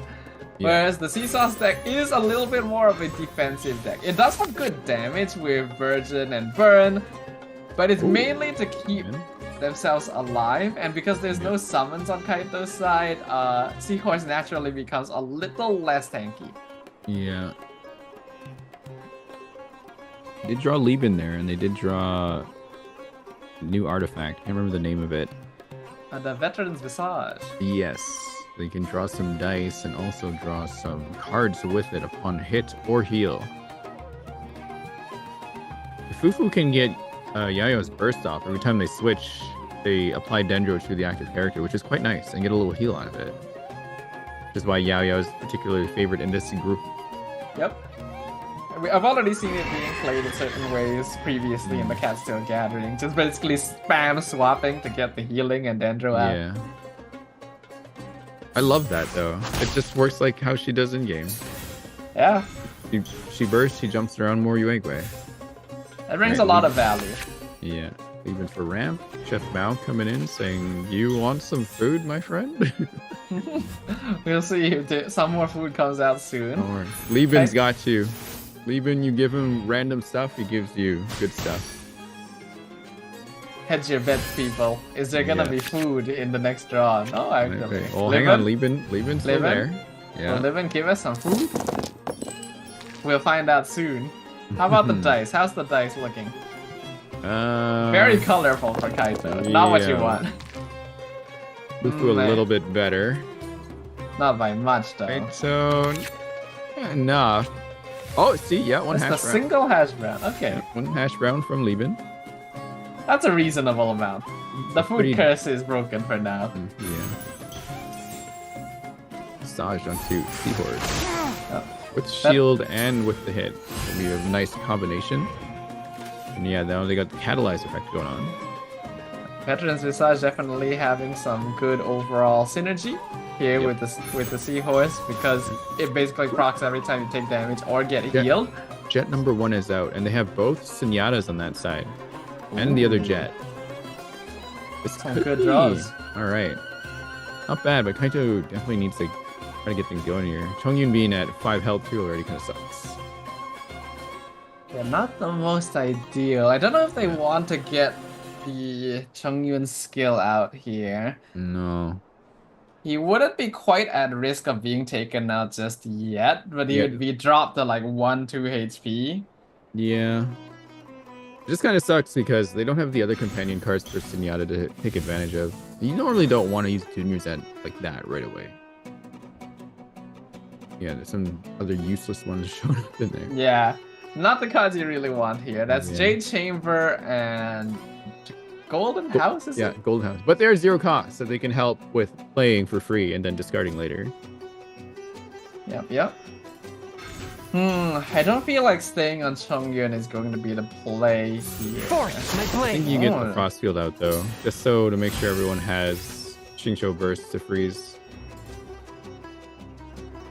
Okay, that's fine. Unfortunately for Kaito, having 3 Geo dice left makes it so that they can't really do too much with it.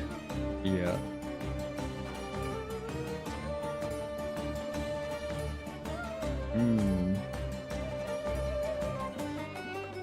Fufu oddly has the dice to play on Seahorse or Yao Yao. I feel like in this particular situation, there's a value in going to Linny, but because the dice is not working there.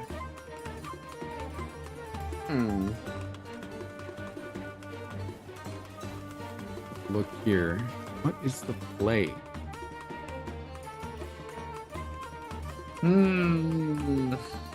You're just gonna get frozen next turn. But maybe if Kaito can manage to draw some more cards out and survive for a bit, then they can save Xingqiu's burst to proc all the jets. Yeah, I think that wouldn't be a bad idea. Maybe Chongyun may be forced into a bit more of a sacrificial role in this position. Ouch. Very ouch. Yeah. You're not even the dice to play with either here. Just a razor. Maybe Kaito might tune a card, then play Lieben. It's not impossible, yeah. Yeah. It's unfortunate that Kaito doesn't quite have the right combinations Yeah. here. Having Liar Song but no Gilded, having 2 Boar Princesses but no artifacts, Yeah. does make their hand very awkward to play with. It's an honor to be here. Lenny. Ooh, we're gonna see some burning react. Oh, no dice though. Yeah. Alright, yeah, that's the play there. Lieben comes out to ramp for the next turn. Ufu doesn't have any pyro dice here, unfortunately.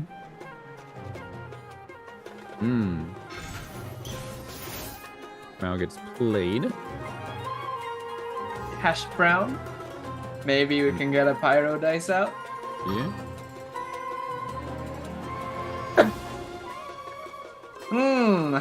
It's a tricky spot here because definitely Kaito hasn't been in the best spot overall because Chongyun has definitely taken a lot more damage than he would like to, and Fufu is definitely playing more towards the pace that he's comfortable in.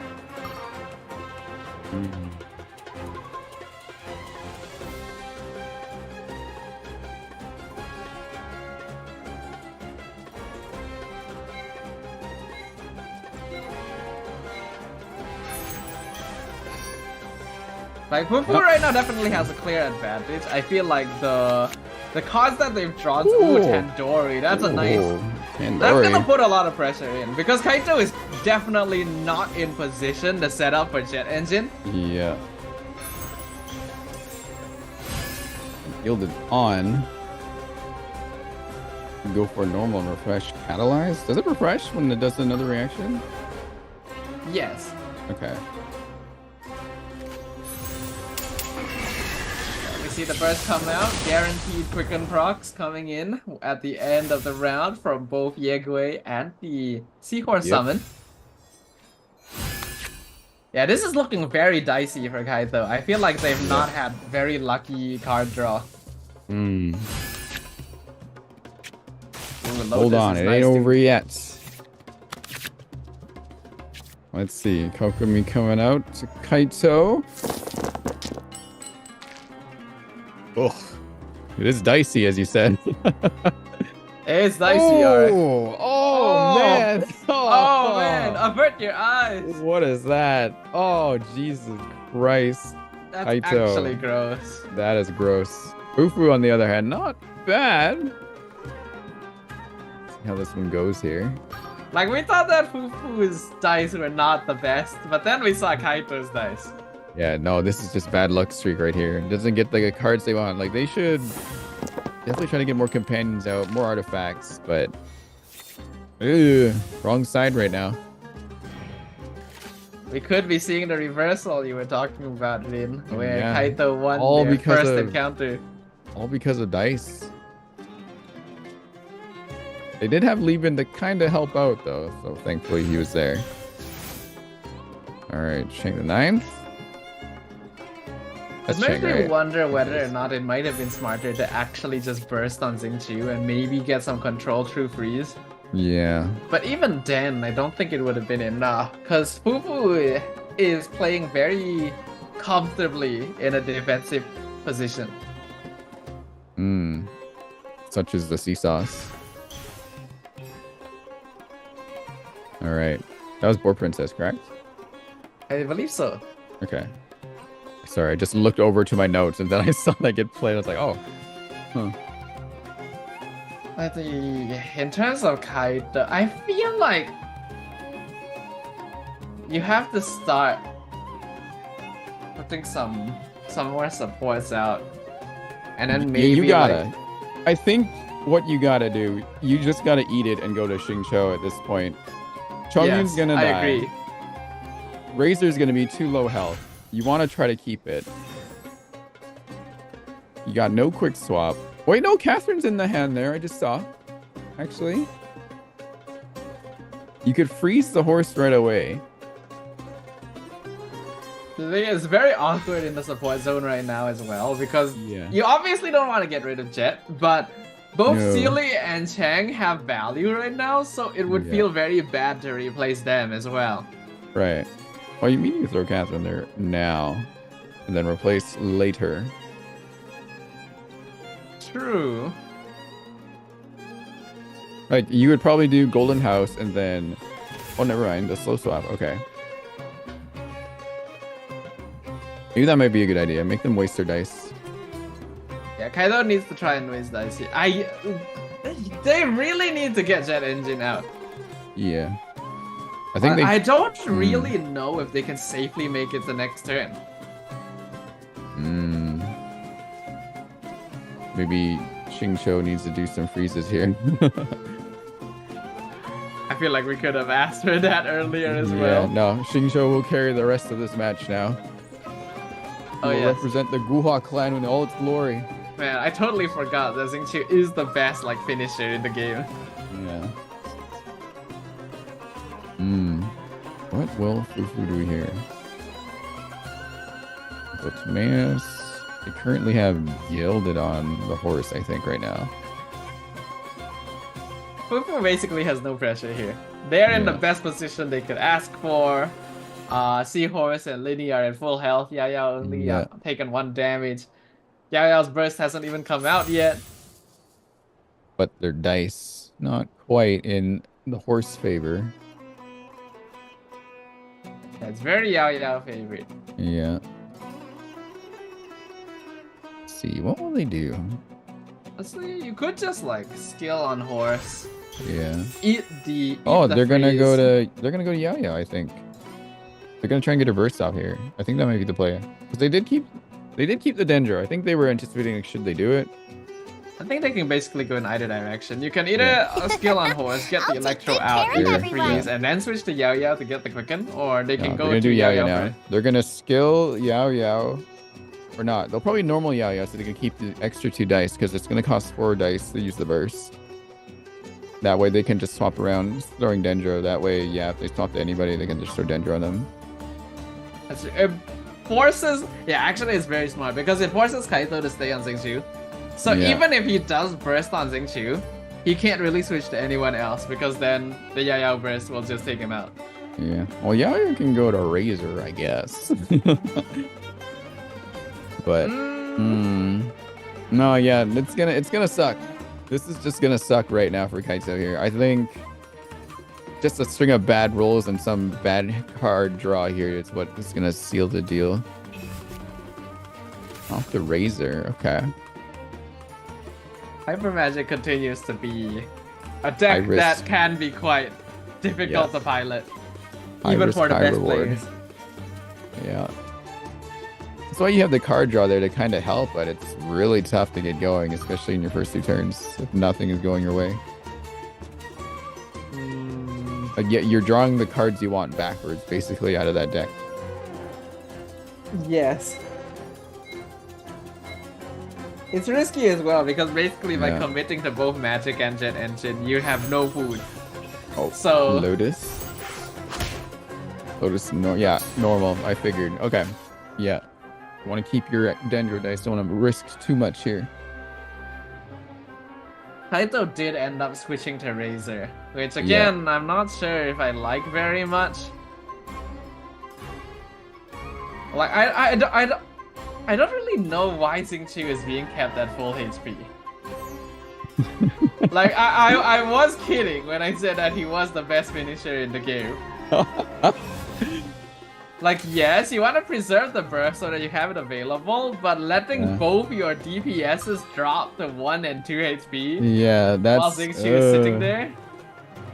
Go get him, Yuegui! And yeah, now Yuego is here. Yuego becomes a huge threat right now. Yep. Oh boy. Actually, the scariest thing on the board right now. Yeah, is Yuego is gonna be scary. All you gotta do is do some little hops. And despite the comfort of the situation, Fufu is actually taking all the time he needs to decide every single move as well. Yeah, Fufu doing the mind game, suffering. I do feel like Kaito is being worn out a little bit right here. Yeah. Because in his situation... You know what they could do? They could Uh-huh. liar song the Gildan and just pull out the dice there. Swift Wait, and they don't have the dice merciful. anyway. That's right, Lotus is there anyway. That's good. Oh, there's a nice dice.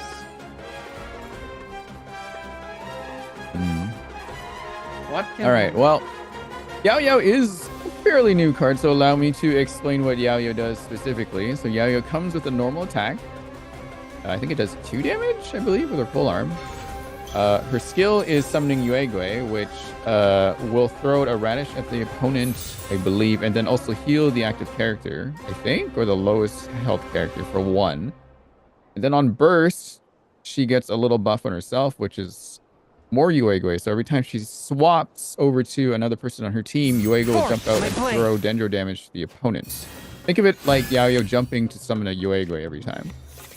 Basically, yes. Yeah.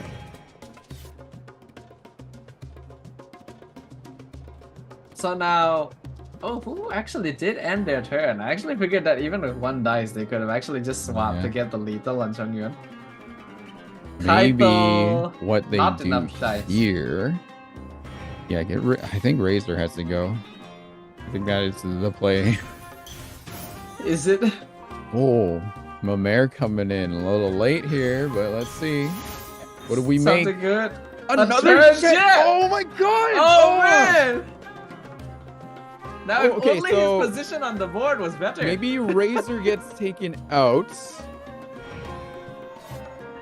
Now, as hype as this is, I don't think. Hang on. Kaito is coming out on top here. I know, but we can see a triple jet. We can just ask Fufu to let us see the triple jet, right? That's all we gotta do. Oh, Kaito's got a triple deck. Hang on. Oh, too bad they can't deny it, because if they could freeze everything. Just if they had that. They do have Frost Seal out still. Actually. They just gotta I don't know. I like that you're trying to look at the positive side of things. Hang on a second here. They have Sunyata. They definitely have Ito. enough supports. Yeah. Wait, have they been saving? They've been saving Xingqiu burst this whole time for the team. Yeah, Xingqiu has not burst yet. That's the whole. Like, oh man, seriously, like I get it. Oh no! Oh, not the judgment! Oh, that hurts. No, Oh, not right now. oh man. Oh, that stings a little. It doesn't block the companion cards per se, but But no more Sunyata. yeah. I think like they can still get enough supports out Yeah. to get 6 stacks on Jet. It's just a little more expensive. Well, okay, they have Dunyarzad there, so they could. Oh, they could. Oh, yeah, they don't even have enough event cards to like negate that thing either, unless they take out one of the characters. They could play Ito, negate that. Play the Lyre Song, negate that. Play the Four Princess, negate that. Then they could do Sunyata just to go. It's an honor to be here. I don't know There about goes a Razor. that. Oh, Razor gonna get taken out. Wait, wait a minute. Their dice is just bad too. Don't forget. Well, they could technically tune in by playing all their supports and then I'm wondering Jet ends it. maybe they should have gone on Chongyun and did a burst there. If they even have enough dice. I don't think it. No, I don't Right. think so. I think switching the Xingqiu here is. Whoa! Are you kidding me? What? What? Huh? Oh! Mamir, what? What? We got us. Oh my god, I feel so bad for Kaito. What? Holy oh my god. How? How does Okay, this happen? That just to explain what happened here. There are 4 jets. 4 jets at max means 20. How many dice again? 20 dice, right? Yes. No, wait, no. 16 dice. 16 dice, yeah. I don't believe this. Okay, hang on. You gotta play Ito, negate one of the charges. Then you gotta play Liar Song and Border to get rid of the rest. Then you play Senyata. No, the thing is, you don't even need Zenyatta anymore. What? You can use Senyata and then discount one of the costs for the jet card. I mean, yes, but I don't even know, because like you can just spend 3. You can spend 3. Please, okay, Kaito. Even if you don't win this game, please play 3 jets right now. The thing is, if you played Senyata, you can like get rid of Mamer or Chang or Dunyarzad. It would make one of the jets cost 0 at that point, I believe. I mean, yes, it would be saving 1 dice. Yeah. But you gotta admit, there's no way Kaito is thinking straight after I think that. maybe Kaito forgot about that. I wouldn't blame him, considering Mamer just did the god roll.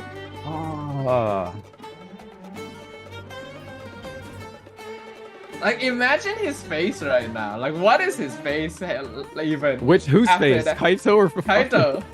I want to see sorry. Fufu's face after all 4 jets come out. Yeah, yes. I wonder if that was just a misplay. I wish we had like face cams for this. Remember? Okay. Yes. Actually, yeah, they can get. Are they 3 just out. going to play 2 jets? Please at least play 1 more. No, play one more. Play one more. 1 more, come on. One more. Throw it in For the there. You meme. got it. You've been saving Xingqiu man. burst this whole game. Play the 4 jets. Oh, that hurts. Oh no. Man. Come on, put No that other jet way. card out. Come on, do it. You don't need Golden House. Imagine if, I'm if so Kaito happy was this in a was the better last position. match of today. This is Oh. really good. I just feel so bad that Kaito's not in a better position to take advantage of this. Yeah. All right. Oh, Triple there's the jets. Thank you. All we right. see a 4? Could have been 4. Can we see Could a have been 4? 4, man. Could have been. Oh, but Linny is gonna hit like a truck because remember they have Tandoori. Yes. Yeah. Yes, they do. Yeah. Lenny, Yeah. I hate seeing that. Oh, it does see, hurt. It hurts that's a what lot. I mean. They should have done it the other way. Oh my god. Do they have Gilded still? Oh, no, just they Witness just the reset power of again. Gowon. Oh, it's only 3. man. It's Oh, only 3 jets. so sad. Oh. Okay. Man. Okay, now that the excitement of that is over, I still don't think Kaito is winning this game. Yeah, okay, but okay, now Linny has a core because of the bloom from the self-hydro application. A quick swap. Oh, just to put the Dendro back on, yeah. It's like, ain't no way you're getting away from me. And you got Catalyzed too. You switch probably over to Seahorse. Yeah, if you switch to Seahorse, 1 skill just lethal Xingqiu on the Yeah. spot. Fufu really playing out that timer. And voila! Oh, they'll just go for the steal anyway. Yeah. I think that's fine. And then the switch will lethal Yeah, the switch Xingqiu. will lethal, yeah. There's nothing Kaito can do. Yeah. Rain outlines your fate. Ah. They go for the skill instead of Oh, the they got normal their own attack. judgment now. I mean, it's not gonna do anything anymore. Oh, Oh, man. they got Catherine in there though. Maybe they can quick swap and do a surprise burst on somebody with the other jet card. You know what? Yeah. Actually, you can still yeah, go to Chongyun and Catherine get to the jet 4th to jet. burst.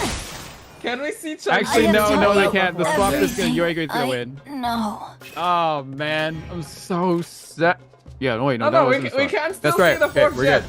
Oh wait, Do hang it on, just hang on, to be wait, funny. wait, hang on. Just for the memes, Kaito. You know you want to. We'll never get to see this again. Yeah. Oh yeah, that's right. Fufu has no dice. Yeah, the fourth Hang on a jet! sec. Whoa, what? No, come on, burst there. And they got gamblers still. Oh, there's no quick Don't swap. fear. Yo-yo's here. Oh, wait, right, yeah. We forgot about Scourge that. of evil. Yeah, I forgot about that. I do Oh, kind of it's want to so see sad. Fufu's face after I'm that just like fourth jet flying came through out, my though. chair watching this. Don't worry, I also forgot everything. I got like way too caught up in that to really like analyze it. Oh Oh well. my goodness. Mamir saw the passing of judgment came out and said, you don't need Sunyata. No. Of all you need. That's what. Okay, so yeah, the judgment play there. When you play judgment, everything gets denied. Just 3 cards though. Kaito definitely had 4 left, so they could have definitely played more jets, just so we could see the 4 jets. I don't know if it would have mattered in the long run, but I don't think yeah. it would have. yeah, just But it would have been great. should have probably got Xingqiu's burst out right away and then protected the other 2 as long as you could. But Yeah, I think Kaito may have greeted out a little bit too long there because yes, you're saving the Xingqiu burst for the jet engine, but considering how long that game went, I'm pretty sure getting a second Xingqiu burst out wouldn't have been out of the realm of possibility. But their draws definitely weren't the best. They weren't able to get jet built up. Their utility wasn't too good. The first Sunyata didn't give them anything useful either. So Hyper Magic just being funny. being funny. is That's one all way I to can put it. describe it as. Yeah, I think Kites also just had like some really unlucky rolls and some bad card draws. Like again, they kind of drew what they wanted a bit backwards out of the deck, so that kind of contributed to that and the high level, just like playing Hyper Magic like that, especially without any kind of like support other than Mamere, is really difficult if you can't get it going. So it's like either you go one way or you don't. It has to work the way it does, or you're not gonna get through. So unfortunate for Kaito, but congratulations for Fufu for getting Vengeance and succeeding to the Prince Cup. And as we can see here, we can see the 12 contestants that 12 contestants here that do get to advance. Liliba, Upi, Kevin Z, Kalamon, Binzu, Mr. Pillow, DV, Dia, Fufu, Biluo, Riku, Beyond, and Silky. Congratulations for advancing. Yep, congrats to all 12 of these players, and GG well played for making it to the Prince Cup. I'm super excited to see what kind of plays we're going to see from all of them. And for the remaining pool of players who couldn't quite make it, still very well played to all of you. The fact that you've made it this far shows that the performance that you displayed during past Cat's Tail gatherings, and we're looking forward to seeing you again in future seasons. Yeah, I believe the next Prince Cup takes place after the new patch, so we might even see some new TCG cards get dropped into the fold here and change up the meta once again. So, because yeah, they definitely updated some of the cards since the last time we did the big tournament. Maybe something else might get changed. You think something else should get changed? You feel like any cards need like a rework? Personally, what do you think? I just think it's about time for us to find a new engine, basically. I think Hyper Magic has been around a little bit too long. Like, not even Hyper Magic, just Magic in general. It's not been around that long, I don't think. I think it's been around a while. I don't think it's been that long. I think people are just discovering how fun and crazy it is, right? I think we only saw it work once today, but that was as a single jet, right? Yes. But yeah, just we saw the potential for 4 jets being played. I was so excited for that, but maybe next time we will see it in the big tournament. It would have been incredible to see 4 jets being played. Maybe in a different timeline. That did get to happen and everyone just lost their collective minds at the same time. But sadly, we don't live in that timeline. No. I'd be, who are we missing from cards actually for TCG? Because I know we skipped like most of the characters in game now have a card, but I think some of them got skipped. I think there's like Shinyan was one, Fuki Shinobu, which I'm really surprised hasn't had one yet. Hazo as well. Hazo, yeah, Hazo would be insane. Farzan too then, actually. Yeah. Yeah. I can't wait for Navia to show up. That'd be so cool. I think cards are definitely getting added very quickly though, so I wouldn't be surprised to see them very, very soon. Yeah. But with that, that is the conclusion of all of our matches here for the Castile Gathering Serious Showdown Spring Tournament for the EU region. It's been an exciting time. Like, what did you think, Rin? Like, what did you feel about the games today? This was awesome. I was so glad that we ended that last match the way it did. I know, with right? Just the excitement of it, because yeah, a lot of the games can be pretty easy to call and pretty predictable, but this one I felt like was like, it kind of just went back and forth with different things that could happen. Like even I got like super tunnel vision and only into what Kaito could do, kind of not watching what Fufu already had in store, right? So it can just get like that. It's just, I wish we could see more like that coming up in Prince Cup. I hope we do. So yeah, I mean, Prince Cup will be coming up soon, so make sure you guys keep your eyes peeled on like the Astra Carnival socials so that you know exactly when that's going to happen. And hopefully all of you watching from home, wherever you are in the world, have enjoyed the stream today. We definitely had a good time. I definitely need to catch up on things before the next patch comes up. So yeah, we will be concluding the stream very, very soon. Before we go, Rin, any last words for our viewers? Nothing at all. Come register for the Genius Invocation TCG tournament. Join the Discord. You can get exclusive card backs. You can win Primo Gems. You can get opportunities to cast, actually. There was a call out for more hosts to come join the Astra Carnival if you're interested. So make sure to check out all the socials. And yeah, we'll probably see you guys at the Prince Cup. Yeah, thank you very much everyone for joining us today. Like we mentioned, go check out the socials. If you like the cast today, show us some love as well. We enjoy bringing all of this to you guys, and hopefully we'll get to see you guys again. Thank you very much everyone, and we'll see you guys when we see you. Have a good night. Bye-bye. Or good day. Bye.